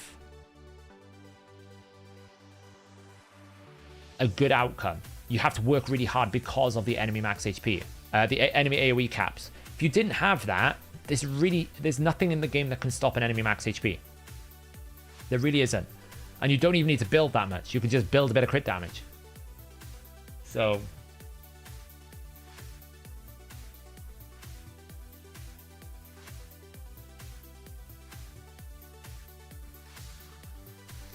Yeah, and the thing is, Ranesh, it's absolutely fine to have these things in special scenarios, right? So, like, for example, if you had a hero that was like, you know, when I damage an enemy below a certain threshold or in a certain outcome, then I'm going to do additional ignore defense.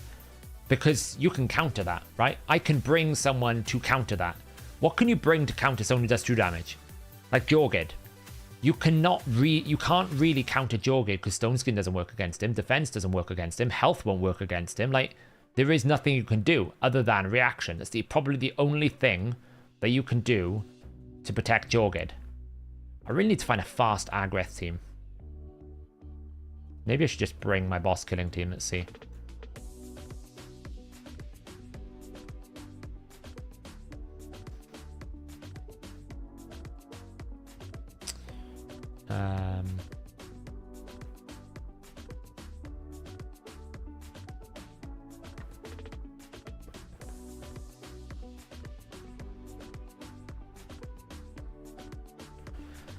Quintus doesn't quite deal true damage. What Quintus does is he deals pure damage based on the number of buffs on the enemy. It's not quite the same thing. Similar, but not quite. I probably don't even need Vlad here.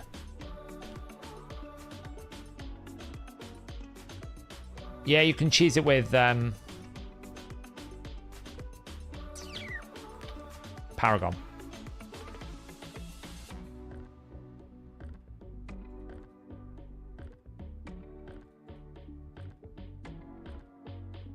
Oof.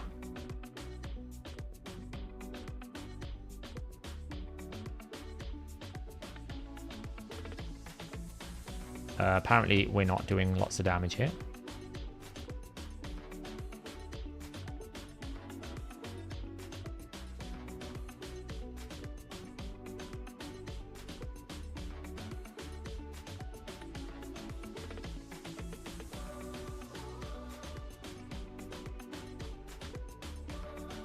Can I optimize this? I think I can.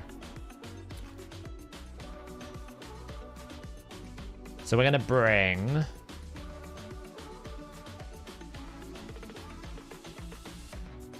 I really hate this is faction crypts. I really do. How can I optimize it? I need to get a cleanse. Probably a cleanse. So we could bring her. She would be pretty good. And then we basically bring... Pony, Riho, Vlad, Whisper. And then we're going to open with that. He can use that. Just don't use that. You open with that.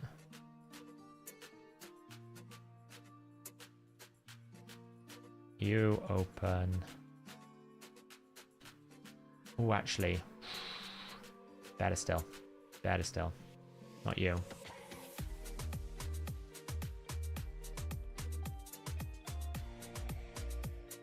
Where is the fella? Oh man. Why have we not got a search box here? Where is he? There he is.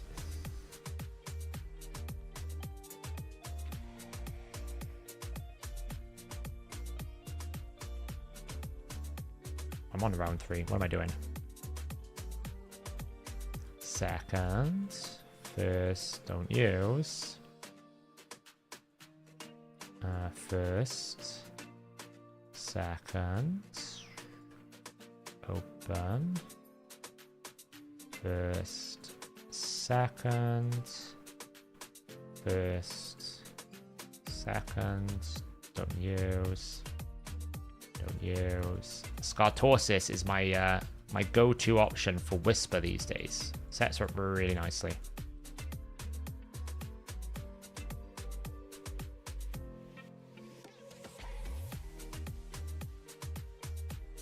Use. Oh. God, I wish there was an option just do this on auto.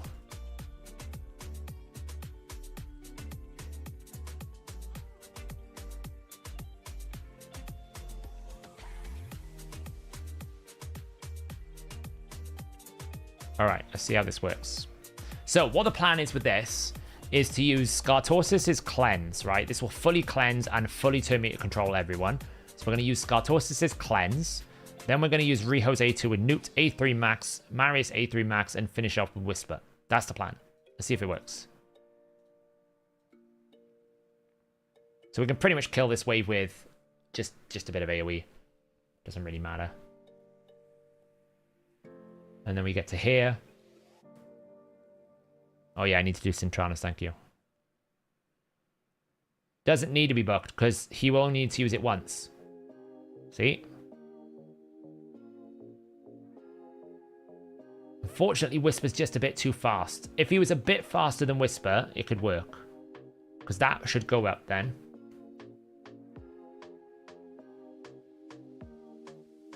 And then Marius should be able to cycle with A1, and boom. This is why enemy max HP is too strong. Let's see how reliable it is.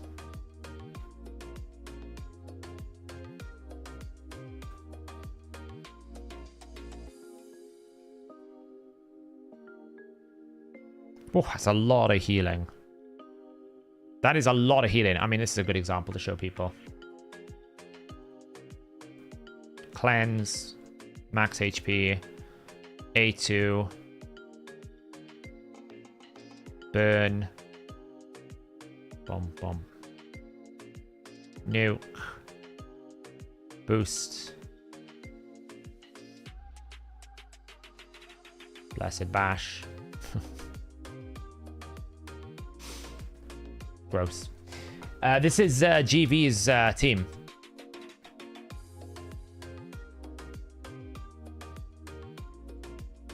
Pretty crazy, huh?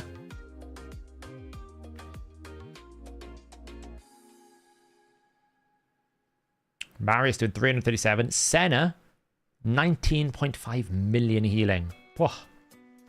It's a lot of turn meter control in this team. Wukong doing barely any damage. It's basically the Kriska Marius show, but I mean, look, if you can get Marius at optimal, look how much damage you can do versus Michinaki.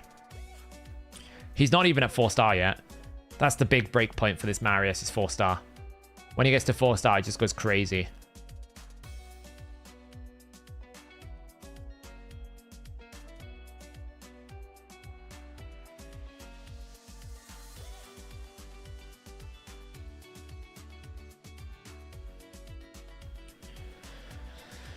Why does the Henna do so much? Why does she do so much? Well, Krisk does continuous heals, right?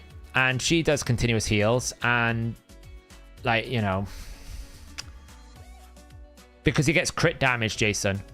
You got to remember, he's only a 3 times multiplier, so having an extra 38% crit damage is a hell of a lot. Plus, you know, it's an extra stack of cruelty at 3. He also gets 600 defense at 3-star. So like right now, this Marius is sitting with 38% less crit damage, 600 less defense, and potentially the less cruelty stacks that he's generating.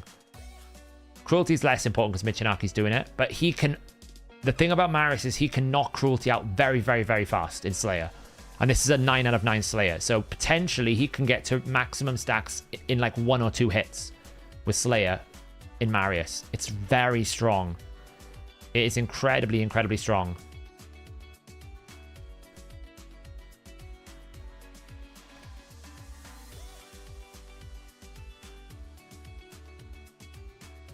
It is incredibly strong.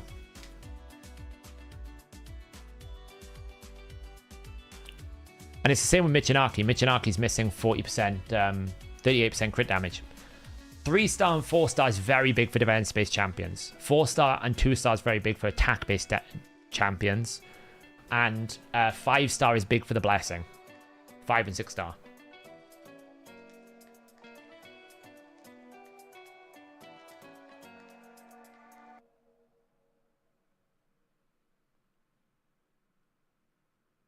I actually actively want to farm Agrath. That's why I'm doing this.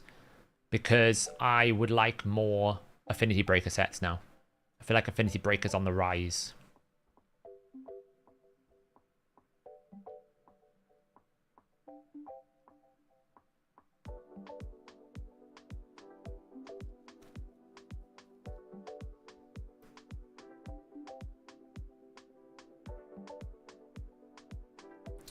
Yeah, her turn meter control is what is really crazy about Senna. Yeah, it's a lot with... The thing is, it's Pedreig and Krisk all together, right? Pedreig is basically giving a continuous heal. Krisk's giving continuous heal. It's a lot. It is a hell of a lot. Imagine this with Firral, GB. If you could replace Sun Wukong with Firral, you'd be absolutely laughing. With Firral, this would be nonsense strong. You wouldn't need the Wukong. Because I'm guessing Wukong is just in there for block buffs, right? Why is Affinity Breaker on the rise? Because it works really nicely with the new Blessing for Hydra. If you can't bring someone to deal with Poison Cloud, it's a pretty good option. It also is very good in a lot of Cintranos waves. So I think Affinity Breaker is on the rise because of that. Yeah, 9-piece protection. It's nuts. It's really, really nuts.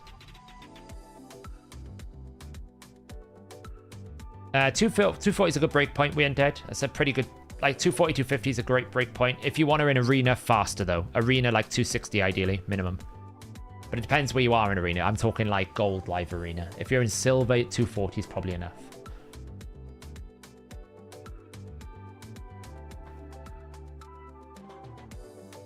Oh, nearly. Do you know what's disgusting about all of this? This is all with broken Slayer set. Slayer's not doing the maximum HP reflection at the moment.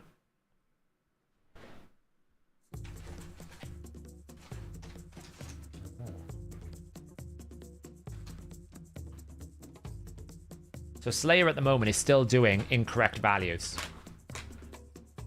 Oh, nice, Das. You're approaching there. You're in bronze. Oh, 240 is enough. Like, watch his procs now when he does Slayer.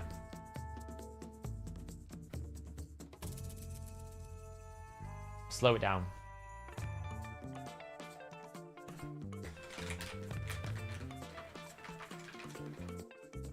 You should have it back, hopefully. Oh, we didn't have it back yet. Hang on. One more turn.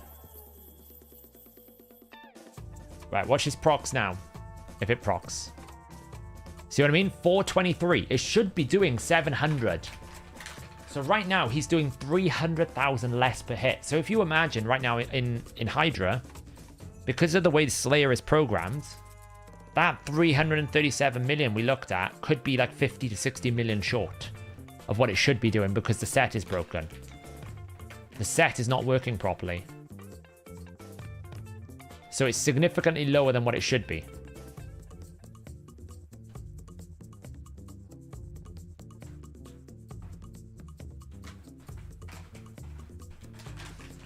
Vanished. The cat vanished. How long does it take to get to raids similar you're at? Probably at least a year unless you're going to spend a lot. But probably longer. I've been playing a long time, you know. What we got then? Let's see what's left in hard. We still have to beat this stage. And then I'm pretty much done with Soul Cross. I don't think I can be bothered to do anything else. So hard I'm pretty much done with.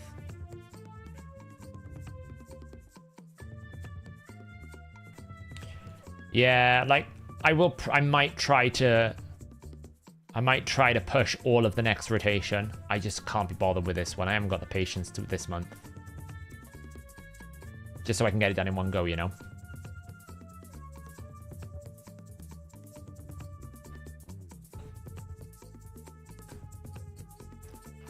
My Cintranos clearing now is either Garrel or Val or Vlad. God, this song's a bit weird. Let's just change this song. These two champions carry me through all of, like, the majority of Cintranos. Probably up until, like, halfway through Plague Home. And obviously if they can be used. Arch is the other one I use, basically. Because, yeah.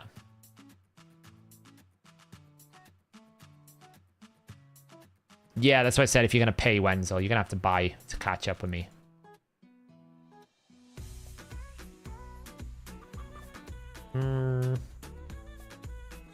Go Mortal Soulstone, shall we?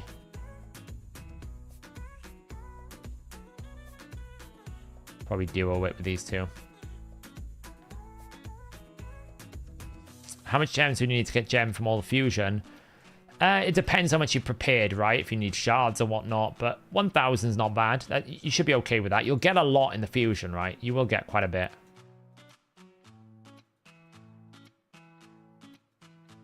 Really?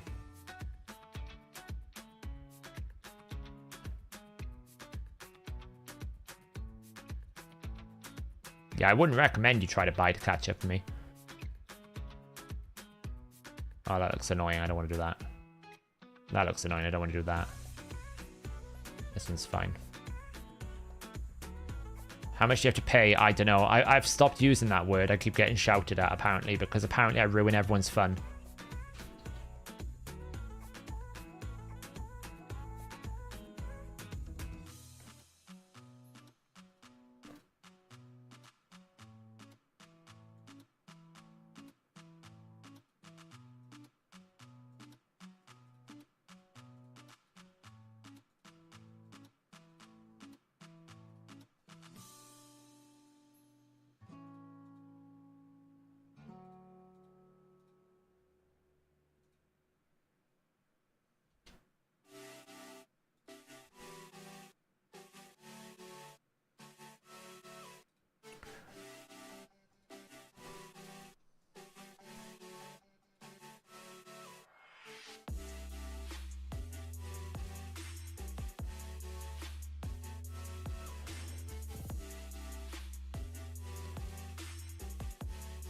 Yeah, I mean, a lot of the stuff is, like, obviously common sense stuff, but, yeah.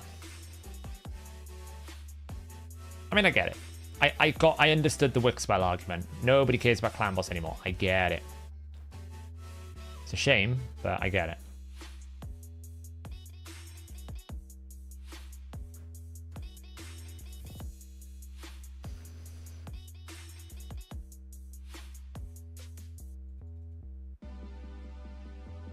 Nice.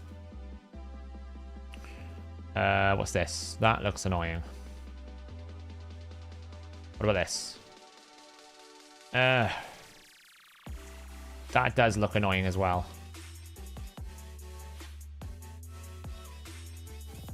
That one's probably okay.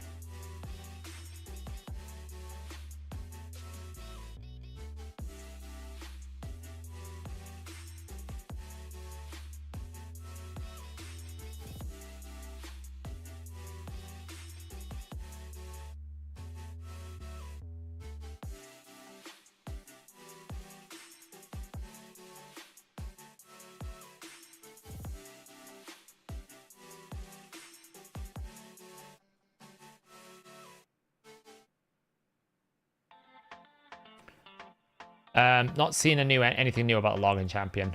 Nothing yet. Unfortunately.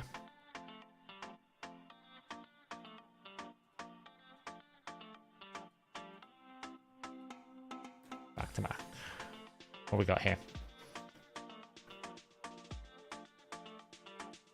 Let's just speed this up. I still got the 6-star Karato. I have no idea whether I'm going to use a 6-star Karato, but I've got one. It's there to use.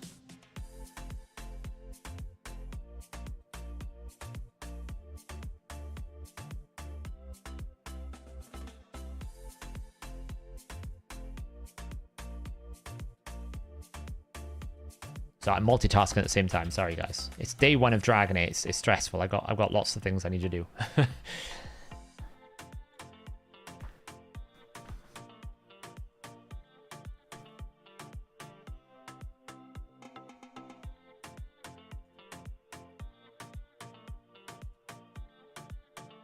Hey, Shooter. How's it going? Yeah, it's sad. When are you going to play D4? I should be back on top of everything soon. Very soon. I'm catching up. I'm still a bit behind, but I'm catching up.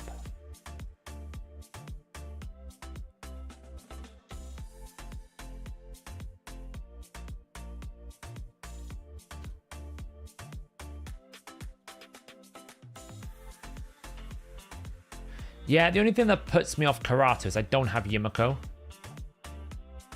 So because I don't have Yumiko, I don't know how good it's going to be without the Yumiko. That's the only downside that I've got. You know, I mean, could be fine.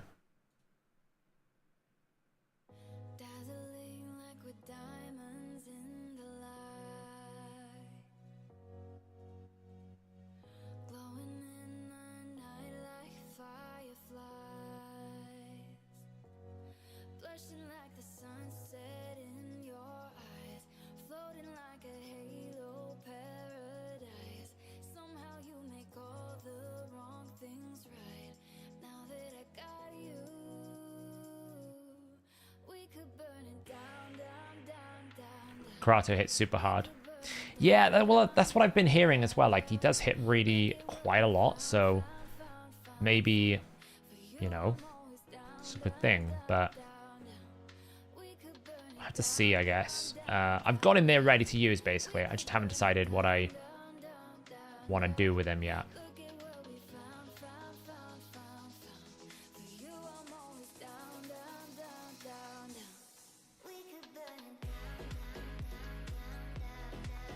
Done. Cintrana's done.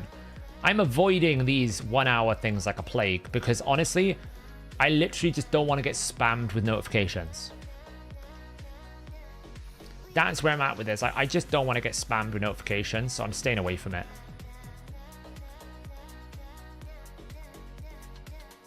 I don't know whether that's the right thing to do or not, but that's what I'm doing. Quicks, thank you so much for becoming a minion. Welcome, welcome. Make sure, by the way, guys, if you haven't joined the Discord, you head over to the Discord, sign up, join. If you link your YouTube with your Discord account, you'll automatically get your minionship if you are a member here.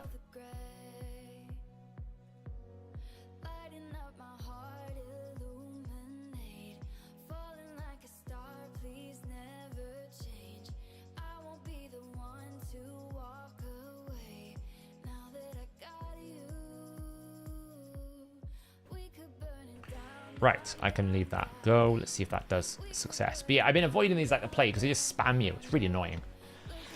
Hey Sav, I don't know what question from the code. Is it possible for Michinaki passive attack to trigger Garrel passive attack or vice versa? No, because normally the Garrel's passive attack needs to happen on an action of an ally's actual turn. And it's the same thing with Michinaki. It's on when some ally actually takes the turn, unfortunately. Well, they stay in the mailbox. The problem is every single time you want to swap a gear item, it goes, do you want to use your free gear swap? And I'm like, no, I don't. So stop it. That's why I don't use them. It's probably team order shooter. It's normally team order.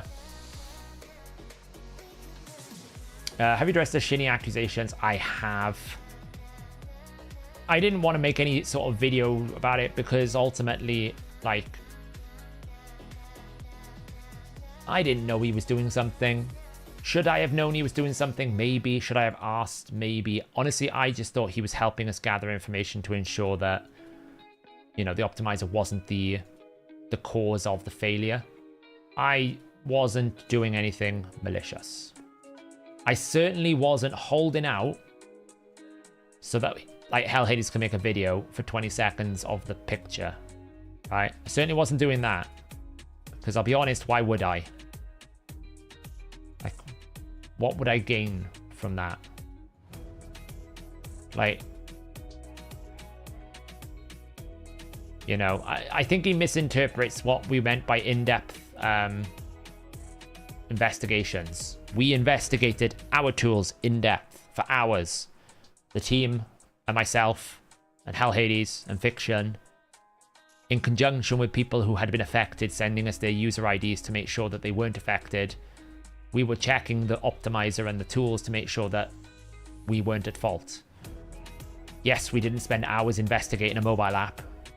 I simply went, look, someone has messaged me to basically say, hey, they think this was the cause. This is probably why. I think we're okay. But, you know, it is what it is. I said I've reached out to him, spoken to him. You know, it is up to him to basically make the decision as to whether or not he wants to, you know, accept it or not. It's up to him.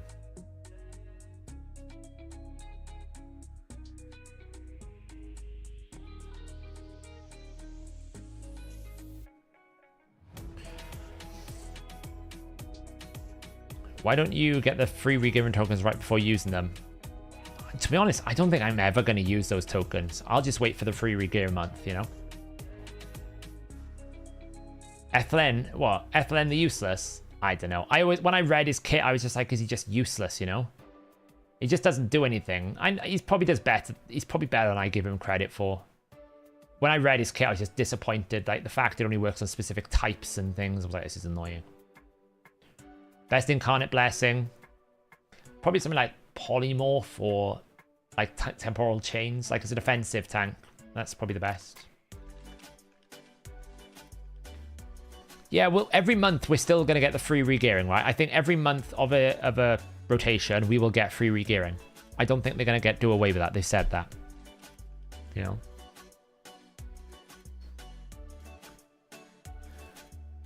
So... he's literally better than Gembo. I mean, Gembo's quite a low bar. And I would argue that Gembo has more utility because he can ignore swift parry, he can steal buffs, he can self increase crit rate. There's lots of things that Gembo can do that he can't. So...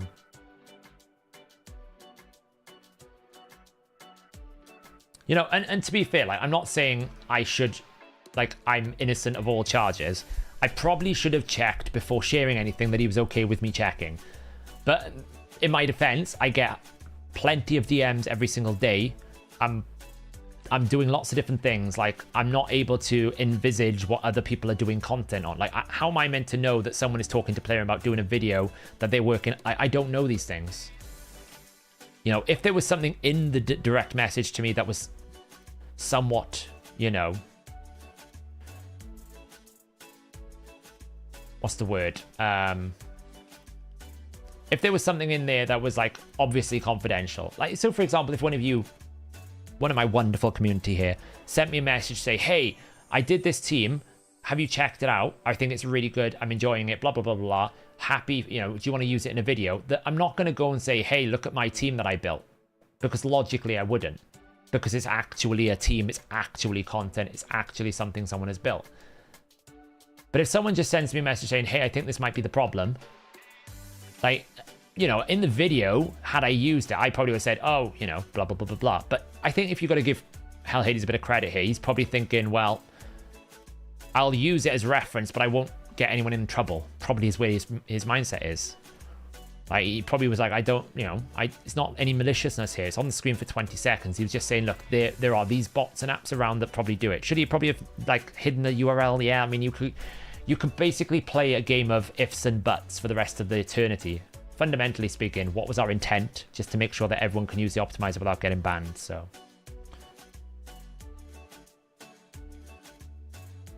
That's my position on it. I've reached out to him, I've spoken to him, I've explained the situation, I've apologized to say I probably should have checked, it wasn't my intent, we weren't holding back. I know he's mentioned some things about, like, oh, I ignored his response. I mean, he messaged me at like 8 o'clock at night, and then I woke up to the video, so I don't really know how I can react to that. You know, I'm working, probably at the moment I'm working 15, 16 hours days, so if I don't instantly reply to people, there's a reason. I'm not being rude.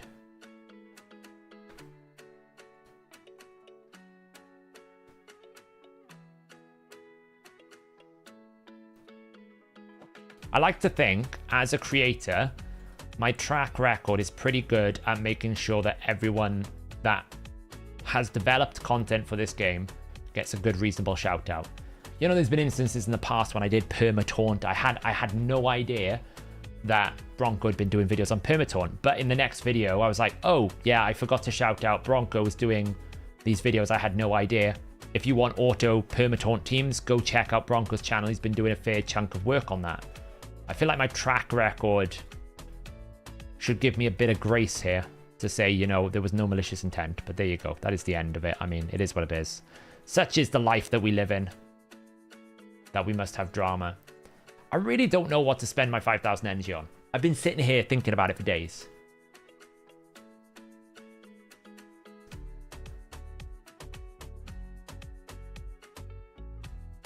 I really don't know what to spend. Like, I could go and do, like, some spider. I could do... I don't really know. I don't have anyone to build. That's the problem. I should probably do the champion training to get the soul. I just don't have anyone to build, really, that I would want to do champion training for.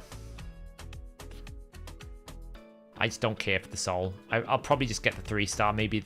I think I will end up just getting the 3-star, just getting this and get the 3-star and then peace out.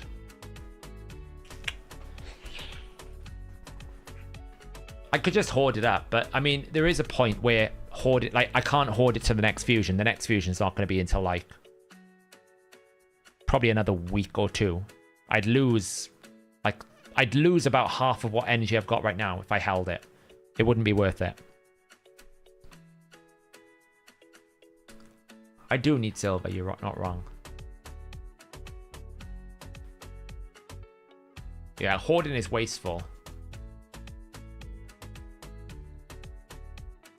I do have a lot of champions down here to build. Look, we've got Wixwell, we've got Karato, we've got Jag, we've got Hoskerel going on, I've got like Corpse Collector. You know, I've got a 6-star Blizzard.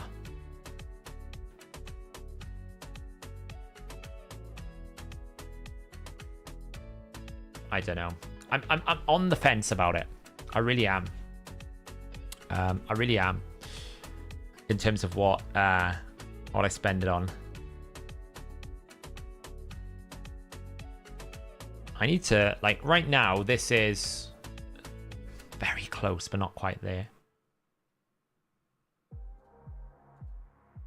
I really want to make a better Hydra team with Garrel. I just don't know how to build it. There's a very strong possibility I build some team around Carnage when I get it, like a Riho build with Carnage. Because I'll be getting Carnage soon, and Carnage is like super good for spreading the... I think his best place is base form spreading debuffs in Hydra. I think that's his best place. This ability here is really good. I think that's what... like, and when you have this, 50% chance of applying a debuff state, taking one random from the enemy and placing it on all enemies. Like, this spreads it so fast. Because this is happening 3 times. This is happening 2 times. This is happening 2 times. He's counterattacking with 2 times. Like, he spreads debuffs like it's a plague. He's very, very efficient at spreading debuffs. And when you pair it with someone like a Riho, like Riho here is giving burn, defense, weaken, attack, crit rate. So all we really need to find is someone with block buffs. But because it doesn't have to be AoE, because we've got Carnage, like, all I need to do is use anyone with block buffs. I can use any one of these champions with block buffs. Well, actually a lot of block buffs options. When am I going to do it? I'm going to try and record a bunch of videos this weekend, Deathblow. That's my plan.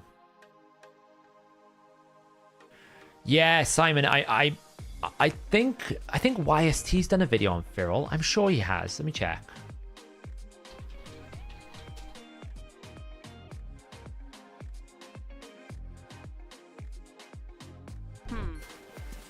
Yeah. There we go. Is this actually a playtest? Let's see. What's up, guys? What's up, YST? Yeah, here you go. Look. With my 2 best buddies here. My 2 best friends, YST and Nubraids. If you want to see how it works, he's got a guide on Feral.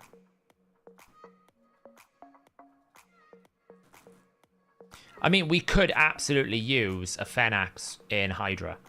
Fenax in Hydra is low-key very strong. Very, very strong single target. AoE block buffs.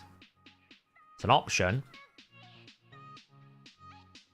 We could use Wukong, but not so much damage, to be honest. We could use Nagorio.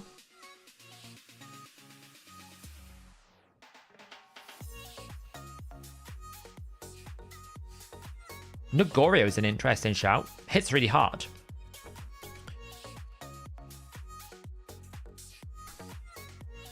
Yeah, I've been thinking about Uge. Honestly, his A1 is quite good. Even without a debuff spreader, his A1 is quite good. And you also get Weaken. I don't need the Weaken. And you get some buffs. His A1 is surprisingly good. We could also go with like a Basilius Rowanus. Not great though.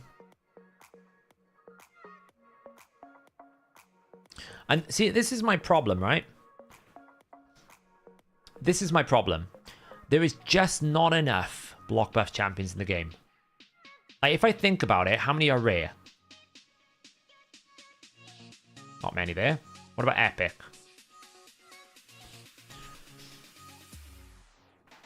It's a shame I can't remove duplicates because this has got some duplicates, right?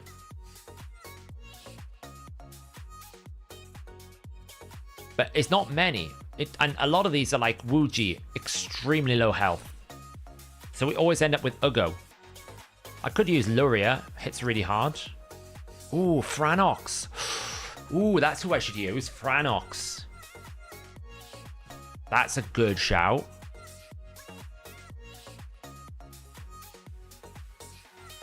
It's a bit awkward. It's a bit like an Uko passive.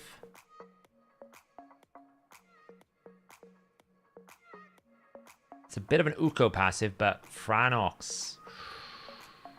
That's really good. The reason why I'm excited about Franox is this A2, right? Look how much damage this Franox can do with A2.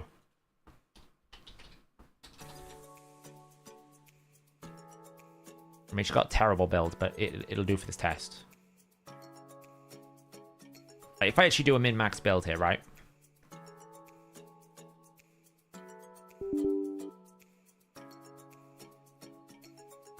The thing about Franox is it's all single target, which would normally not be very good.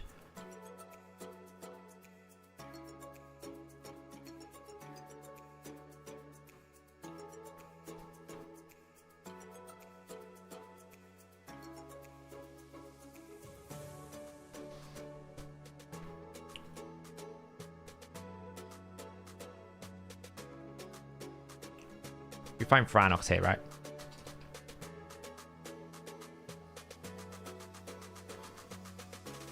Let's just put her in a good damage set. What do we got here?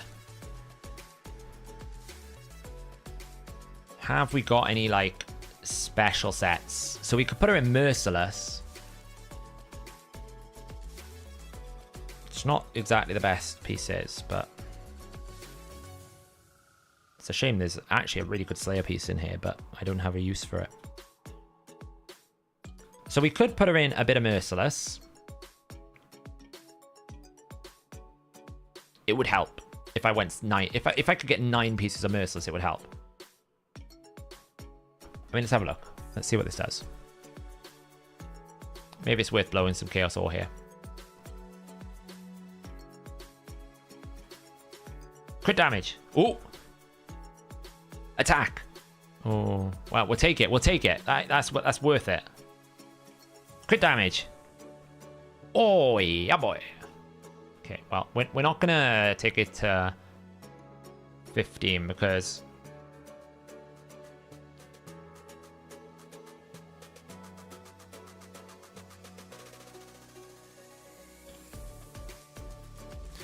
it's a real shame this is HP. It's a real shame that is HP. It's potentially worth re-rolling. But it's also potentially not worth re-rolling, you know?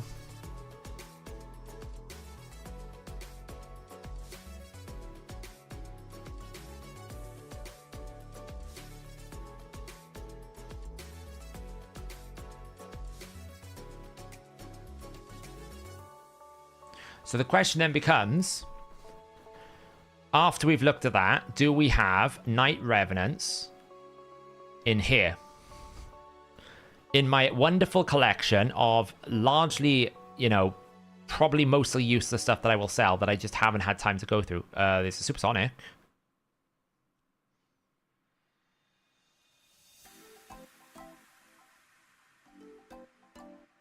What is that icon? Why am I missing an icon here?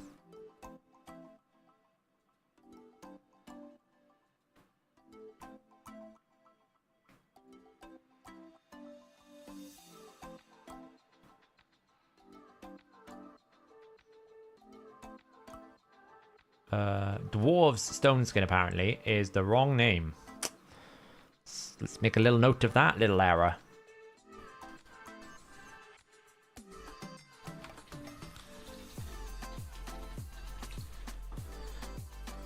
Figure out why that's not there. Anyway, we want Night Revenants Merciless. That's what we're looking for.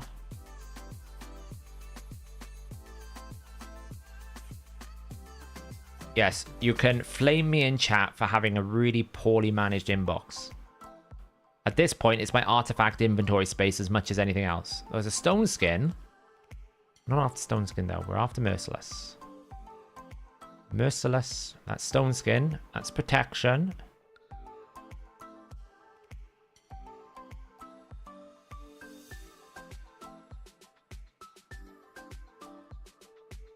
Night Rep. Oh, Shadowkin. Panelords. Why is that missing an icon as well? Who's that for? Undead Hordes.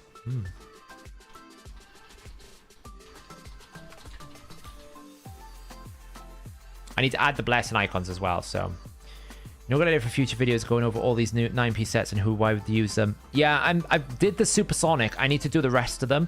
The annoying thing is literally every single time I try to go do the every time I try to do the Slayer video is always a bug with it.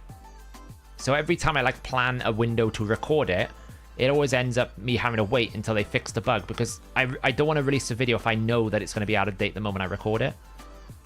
And then because of that, it's just blocked me from doing all the other ones because my brain was all Slayer focused. So it's a bit frustrating. Hopefully they fix it this patch and it then works properly. I don't think we're going to find a Merciless in Night Revs here.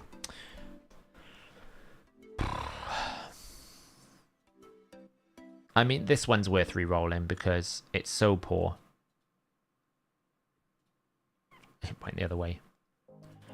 I don't know. Do we re-roll? Do we not? Does Sniper improve the chance of other effects? No, it's only the application of debuffs, Tian. So you have to place a physical debuff. What happens when items expire? They never expire. I consume them in time. I mean, I'm losing... How much attack am I losing? I'm losing... a fair chunk.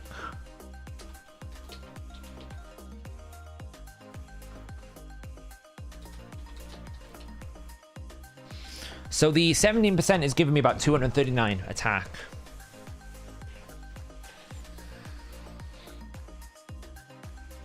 So, just gonna re-roll it.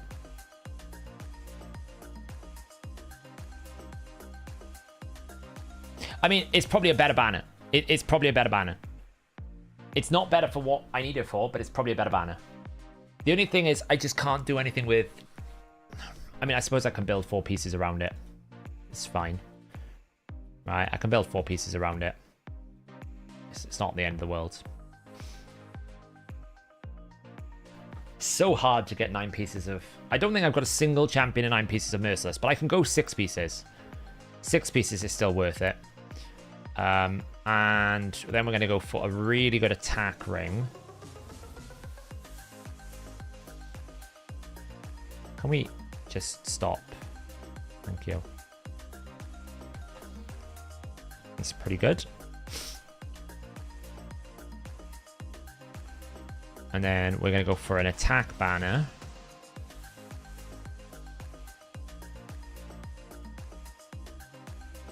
What are we wearing at the moment? Pretty fast banner at the moment. Don't think we can beat that. That's more attack, but I'm pretty sure that's better. And there are probably better banners, but they are consumed by the whispers. It's that's actually probably better. Let's take that. I would imagine the ring situation is similar. Whisper, whisper, whisper. Lady Arash, kind of the same. All right, cool. Now that we've done that, let's go back to Franox. Refresh. Okay, so what we want is, let's say it's Hydra. Let's go for 240. Accuracy, let's see, configure. What masters she got at the moment? It's fine. Let's pick Hydra rotation 1. Let's go for brutal.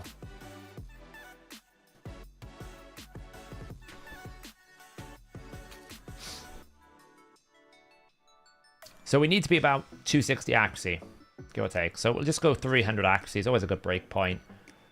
We don't need this, this, and this. We don't need this, this.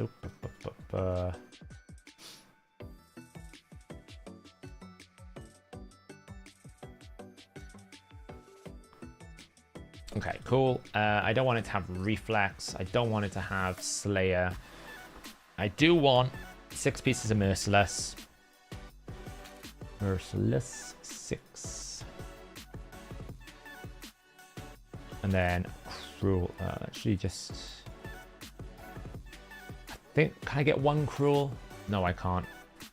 It's got to be Merciless 6. I don't want to have Stone Skin. I don't want to have Protection. I don't want Supersonic. I don't want to take any Savage pieces or any Lethal pieces. Cool. We'll give it 3 speed. Yeah, cool. Boom, boom, boom. Stats, slots, configure. Boom, boom. We're picking the A2. A2's big damage. Let's see what we get.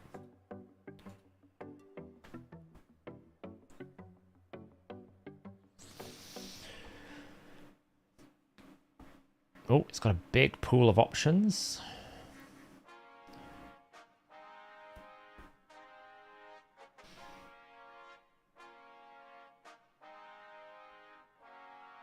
Your 9-year-old son, can you give him a shout out? His name is Dorian. Hello, Dorian. Hope you're having a wonderful day, Dorian.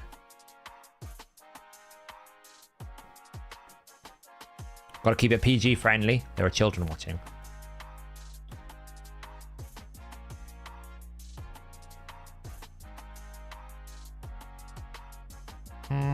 Which Shamael is that on?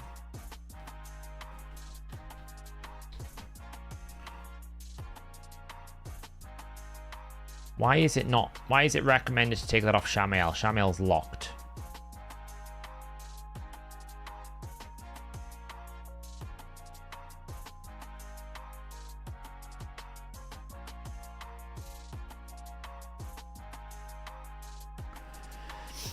So we need to wait for Hades. We've got to build the game first, and then we'll see what happens. It's kiddie.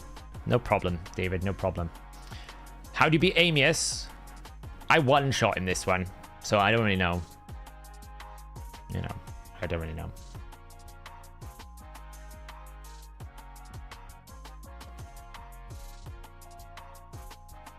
Let's go with this one. Okay, let's go with this. Franox.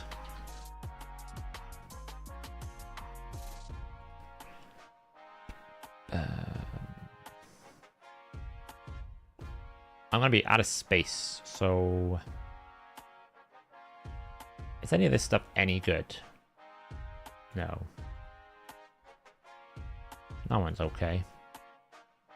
That one's alright. That one's pretty good. That one could be okay. That's pretty good. Alright, so first things first, we need crit damage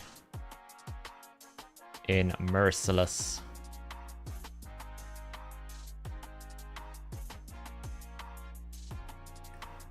We need attack percent.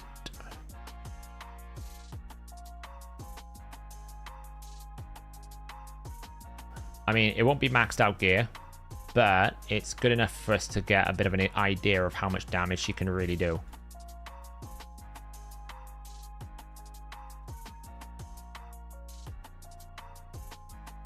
accuracy.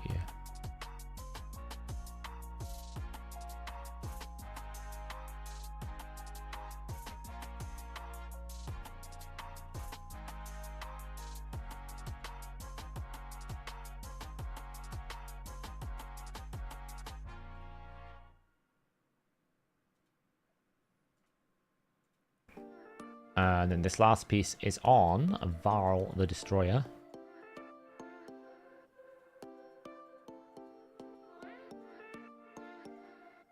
Alright, so right now she's at 5.4k attack, but she should be at 6,000. She's a little bit under crit rate. But when we put the Hydra area bonuses, she comes up to like pretty good speeds, right? So she's not super fast, she's not super slow. You know, we know we can go a bit faster, we can get a bit of better gear on her, but this will suffice. We'll look a little bit more attack there.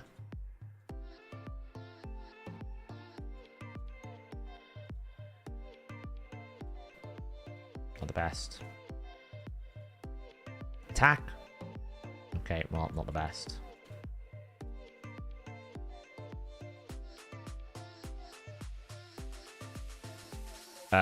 Raid. Took it a while. Basically, to give me 1%.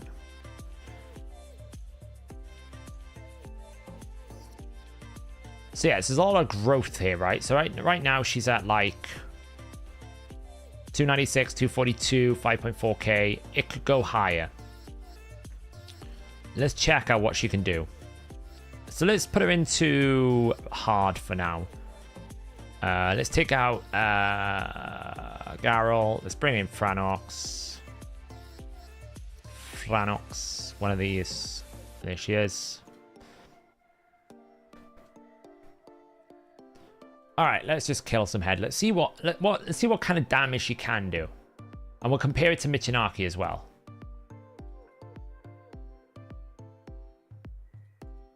It's a good comparison, you know. We've absolutely burnt 0 people here. There we go. So right now we need to wait for the head to decapitate. So that's why we're going to do this first. We might actually just die, we'll find out. No more burns. Make sure he doesn't get reflect, because nobody wants to deal with that. Drop those.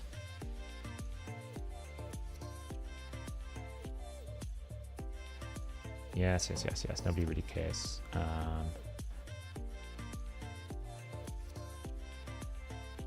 Really? Do we have to deal with this?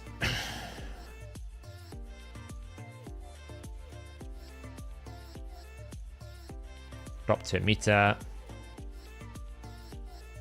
Kills that. Lovely. Alright, we're in a good situation here. So now we just need to get all the debuffs up. Get Hex out.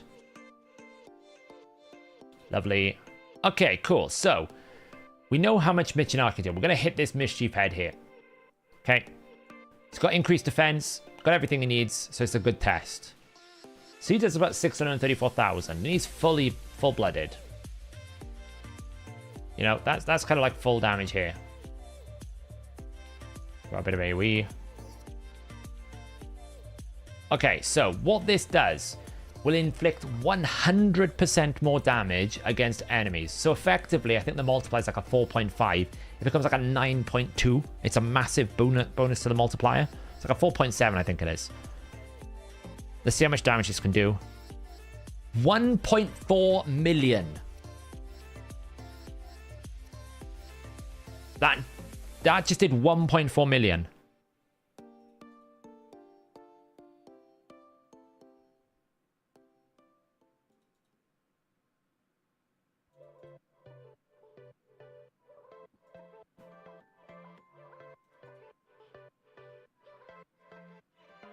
Let's see what our other abilities can do. A3. What's that? 250, 270,000. 275 times 3. It's like 8. That's about 8. Her A3 is about 800k. Yeah, but the best damage about Michinaki's A1. Like, that's reasonable to compare that. What I'm saying is I'm comparing it to Michinaki's best damage and ability with his A1. because his AoE is not as good.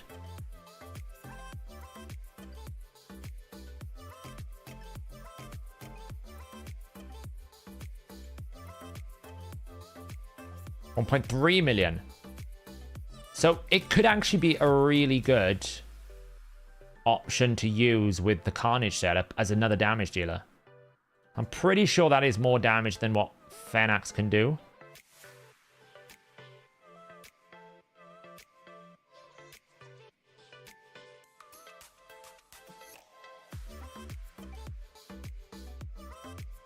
Let's see what it can do. Let's see what it can do against a living head.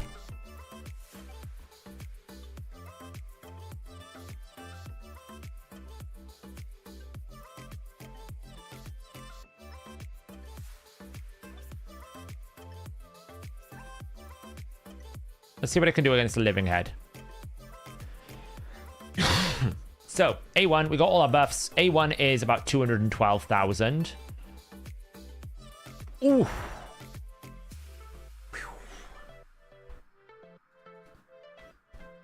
That's a lot. That is a lot.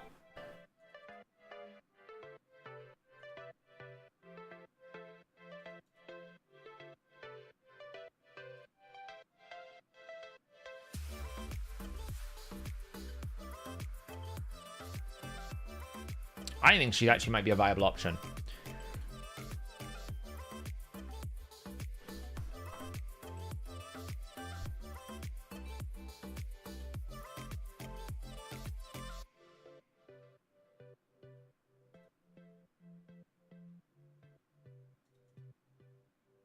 I think she's legit a viable option to go into this team that I'm thinking about.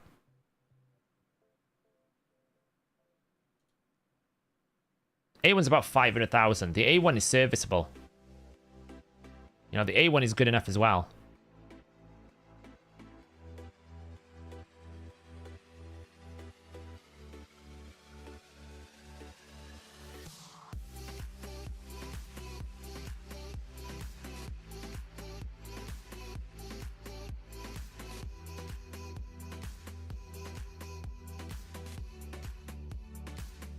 You know, even without decreased defense or weaker, and she's still doing 700k. She's not a match in Michinaki, obviously. But it could be an interesting option. The reason why I'm saying that is if you basically look at it like this, where you have like Franox, we have Riho, right? We'll use Mikage as Carnage. We basically get, with this setup, decreased attack, decreased defense, weaken, burn, decreased crit rate, block buffs on all targets. You don't need anything else. The only thing you need is decreased speed. Right? That's the only thing I'm lacking is decreased speed. It's the only thing I lack. You know, and I could bring Tumasir if I wanted to for that. For big billions of damage. I could bring Neldor. And I know Carnage does some debuffs as well, right? What debuffs does Carnage do?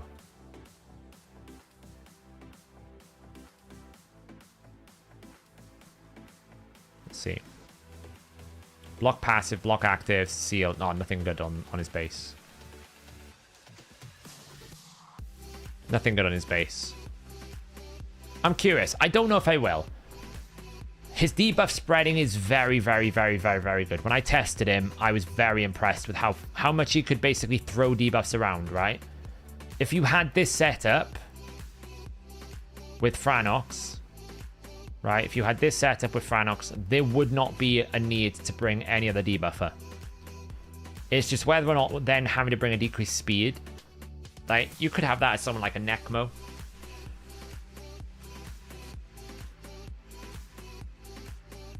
Like, if we have a look at my best decreased speed option. And again, because it's debuff spreading, it can be anyone. Like, trying to see who our best damage option is here.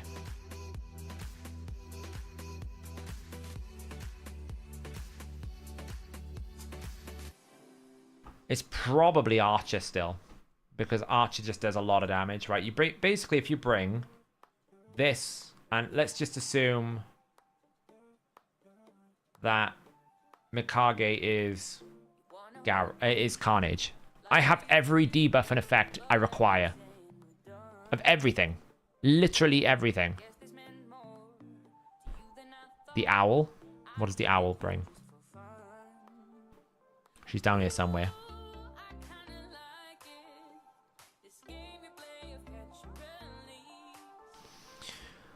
Block debuffs. Block debuffs. Decrease speed, leech, decrease accuracy. I mean, is it good?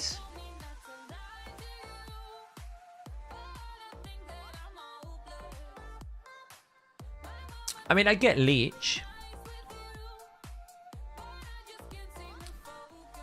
I don't know if it's that good. Panda's an interesting option as well, because you get AoE decrease speed.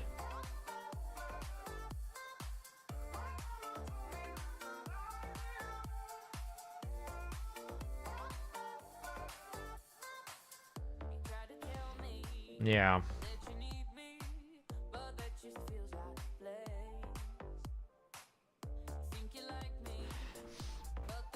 So then all we really need is damage, you know?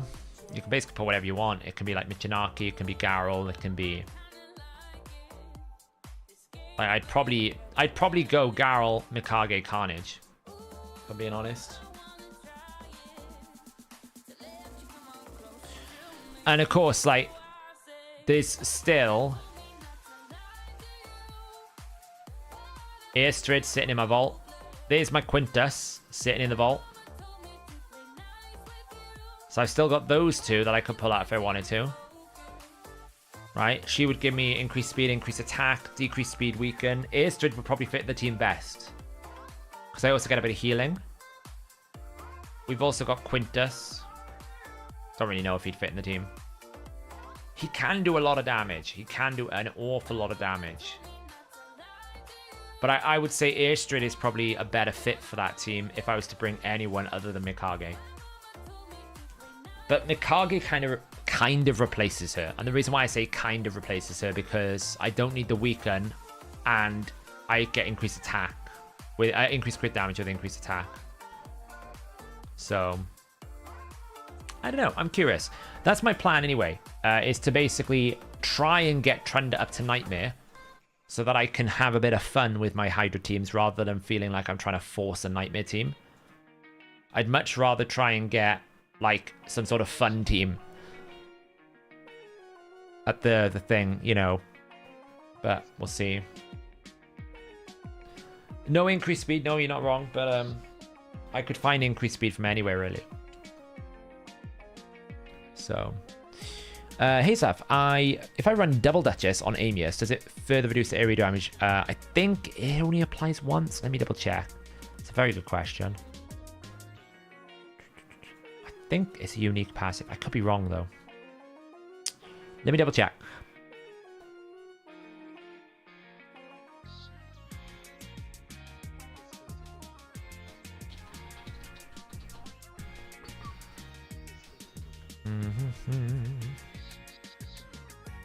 I have to check if it's unique, basically. Some things are unique coded and some things are not. I think it will stack, but I'm going to double check.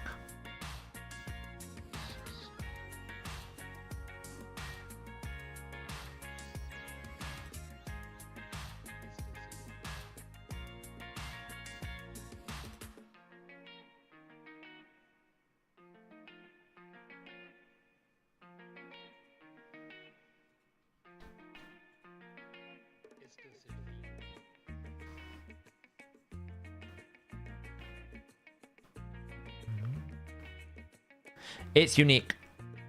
Yeah, it's unique. It doesn't stack. It doesn't stack. No, it's unique. You got to check. In the code, there's a row that basically says, is it unique, is it not? And in this instance, it is unique, so it wouldn't work. Now, if you had another form of like this, like Pythian's passive, then it will stack with Pythian's passive, but not with itself. It's a unique passive. So...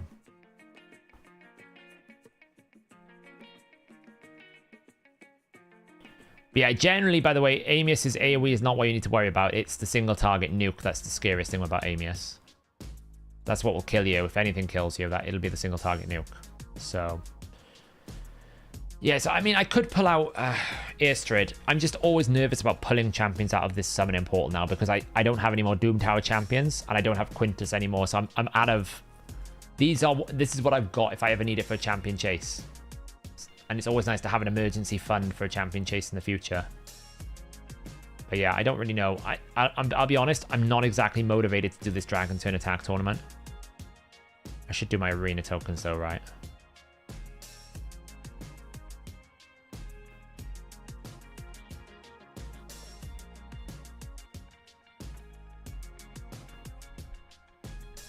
They should snipe you, you're not wrong. They do it for a lot of champions, right? A lot of champions will say, you know, a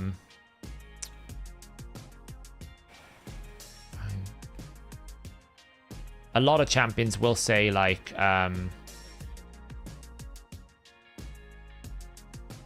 doesn't work with other versions of it. Oh god, life, this is gonna take me forever. Why did I think this was a good idea?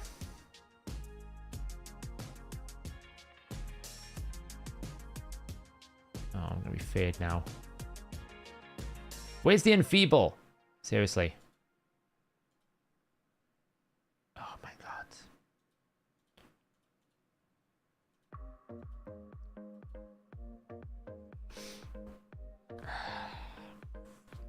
Don't we just love Stone Skin?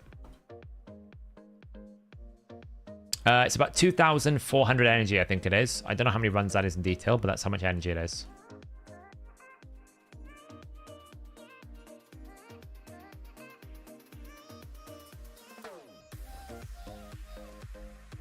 Right, we got rid of his Stone Skin.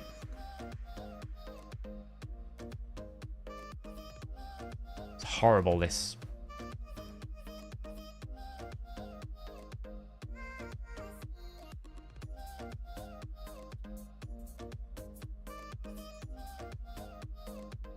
Yay, we got enfeeble. That's what I was trying to get.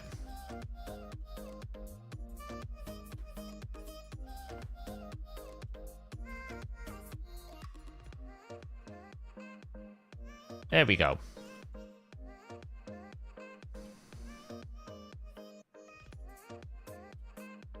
Well, normally I run my fast team.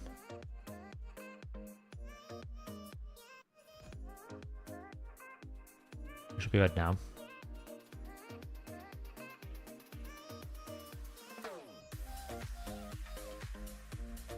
So normally I'll run Arbliss, Romantu, Baron, and it's dead. Yeah, normally I'll run this as my super fast team. Boom, boom. Remove the passives, one shot. This is how I do my dailies in Classic Arena most of the time. I normally win most speed races. Boost. Take away the passives, one shot in a moment when it comes through. If it comes through. Boom. Nothing can stand in the way of Baron. Well, except for this, probably. Unless Rotus blocks my passive, but he hasn't, so he's dead. Oh, that can be annoying. This is annoying, but it should be fine. Don't kill her. I'm gonna kill her. Now we're probably gonna lose because we're gonna proc all his extra turns. Fun, fun.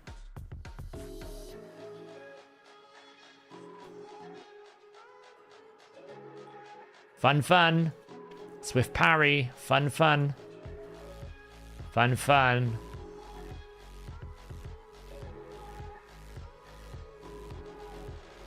Really? 2 times in a row? Oh, for the love of all that is real in the world.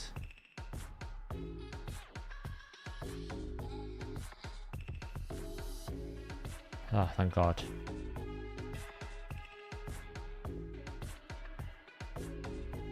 Yeah, pretty much. It happens. Like, that's the only thing with this team is like, I will one-shot everything, but I can also just get one shot back. And if she revives, it's just really horrible.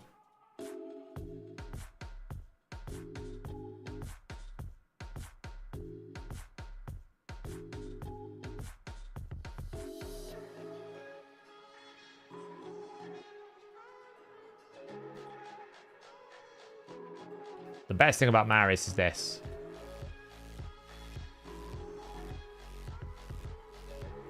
I kind of cheated there because I stunned him, but basically his passive doesn't work.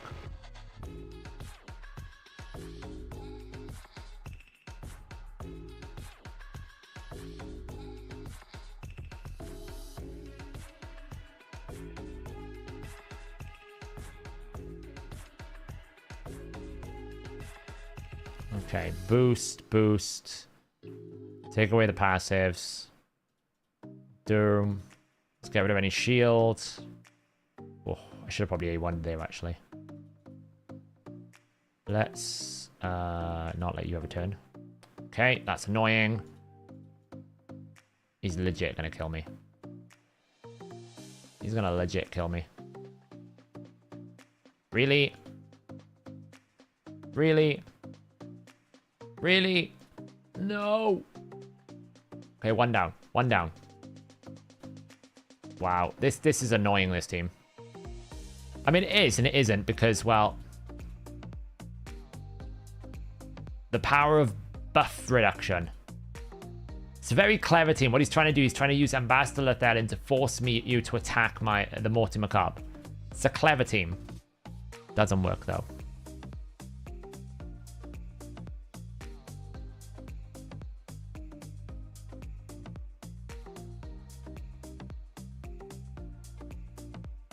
Oh, nearly.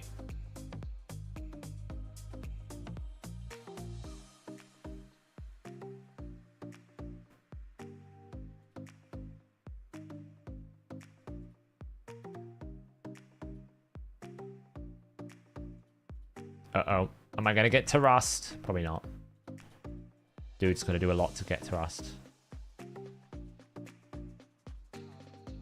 Marius, the pony, is carrying us through.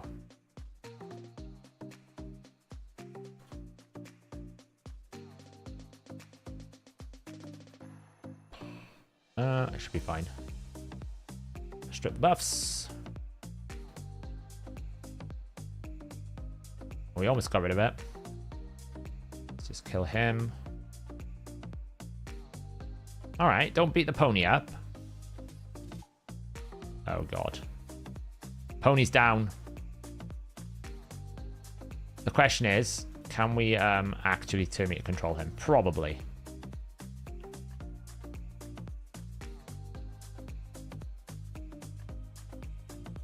Yeah. That was a really squishy Morty Macabre, that.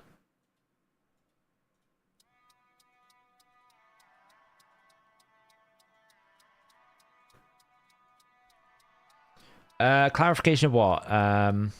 What clarification? So the new Cursed City. It's not Cursed City, it's clan versus clan. Basically, it's clan wars.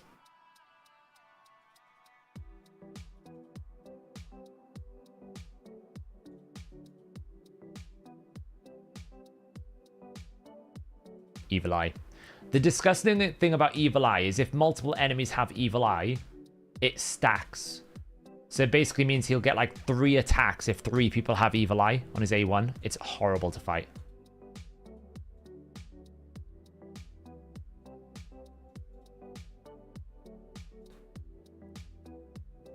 Do you think they should replace True Fear and Soul Reap to block revive at ranks 4? Maybe. It's not very powerful, Soul Reap, I'll be honest.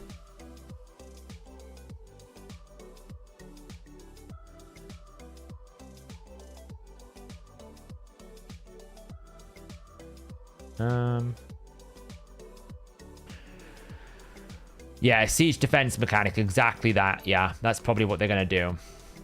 So it's probably going to be like a clan sets of defenses, and then you have to defeat the clan senses. That's probably the type of system we're going to get. I've seen it happen in many, many different games, and generally speaking, they tend to... I'm not going to say copy, but they take a lot of inspiration from similar games in the genre, and I've seen this delivered multiple different ways in the genre.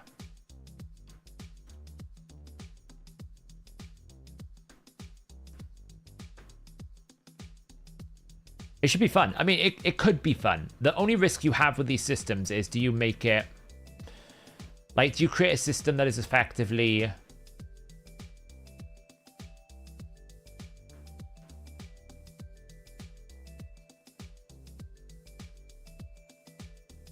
like autocomplete. That's the only risk you have. Like, they have to be careful about how people can exploit it. If people can figure out a way to make it so that you get free rewards and it's not a challenge, then people will do it. So that's the difficulty they've got. We'll see what happens. As I said, it's good to see that we have new content coming though, right? How did I get stunned from that? The hell stunned me? Oh, it's a blimming stun set Akimtum. It's gotta be. It's the only thing that I can think about that stunned me. It's a stun set Akimtum. So what the hell?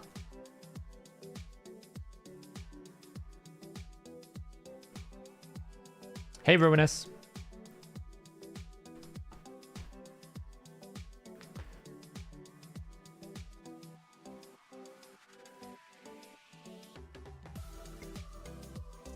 Oof, it's nasty.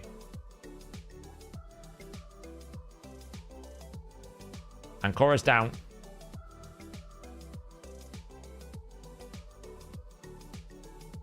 Doesn't matter. Narcissus is alive. Narcissus wins the fight. There's really not much that can beat this team. This is a team I normally use with Fortis for like the mission you get where you have to do from the same faction. There's really not much that can deal with this team. It's a bit annoying. But when you put Marius in it gets even nastier. Is it deflection? I didn't stun though. What I don't understand is Marius doesn't stun. Oh, the A3. He stunned himself on the A3. Of course he does. I'm an idiot. Yeah, normally I use Fortis. Look at all those wonderful buffs that he had that he no longer has. It's great. I forgot his A3 stuns, yeah. I always forget that.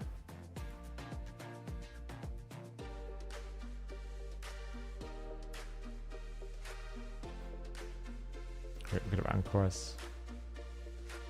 Oh, it's Narcissus versus Narcissus. Oh, we'll go again.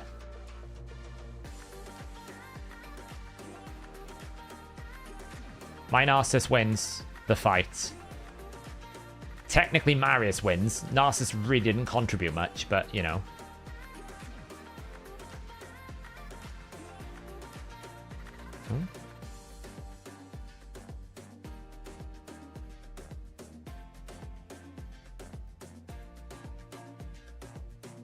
Stole all my buffs. But hey, look at all those wonderful buffs that she's now gonna lose. Gone. Oh look, thanks for all those buffs. Block revive. It's fun. I mean, the stone skin's a bit annoying. I'll be honest, the stone skin is not great. It was going well, but Arceus is low-key OP. Low-key OP Arceus. Like, you gotta watch out for her. She's pretty nasty. Anyway, guys. I'm gonna leave it there for the night. I don't know if I'm gonna be moving regular streams to Tuesday, Friday. I'm gonna try keep it back to Monday. I know I've been delaying it lately. But I actually felt like there was more fun things to do tonight, so I figured I'd stick to this. But yeah, we should be back there. And hopefully we'll be back on top of things. So, yeah. Is the 20k worth it for the mythical book? Only if you really need mythical books. Like, I'll be honest. I have a lot of mythical books that I just generally pick up. If you need it for a mythical champion, then yes. Because they're very hard to come by. But I wouldn't chase the mythical book unless you absolutely need to use it. So, re-gear thing tomorrow. How far are we? I would say it might be next weekend. It might be this weekend. It's probably next weekend, if I'm being honest, Ruinous, because they normally announce it on Friday. Anyway, guys, have a nice evening. I will catch you all in the next stream.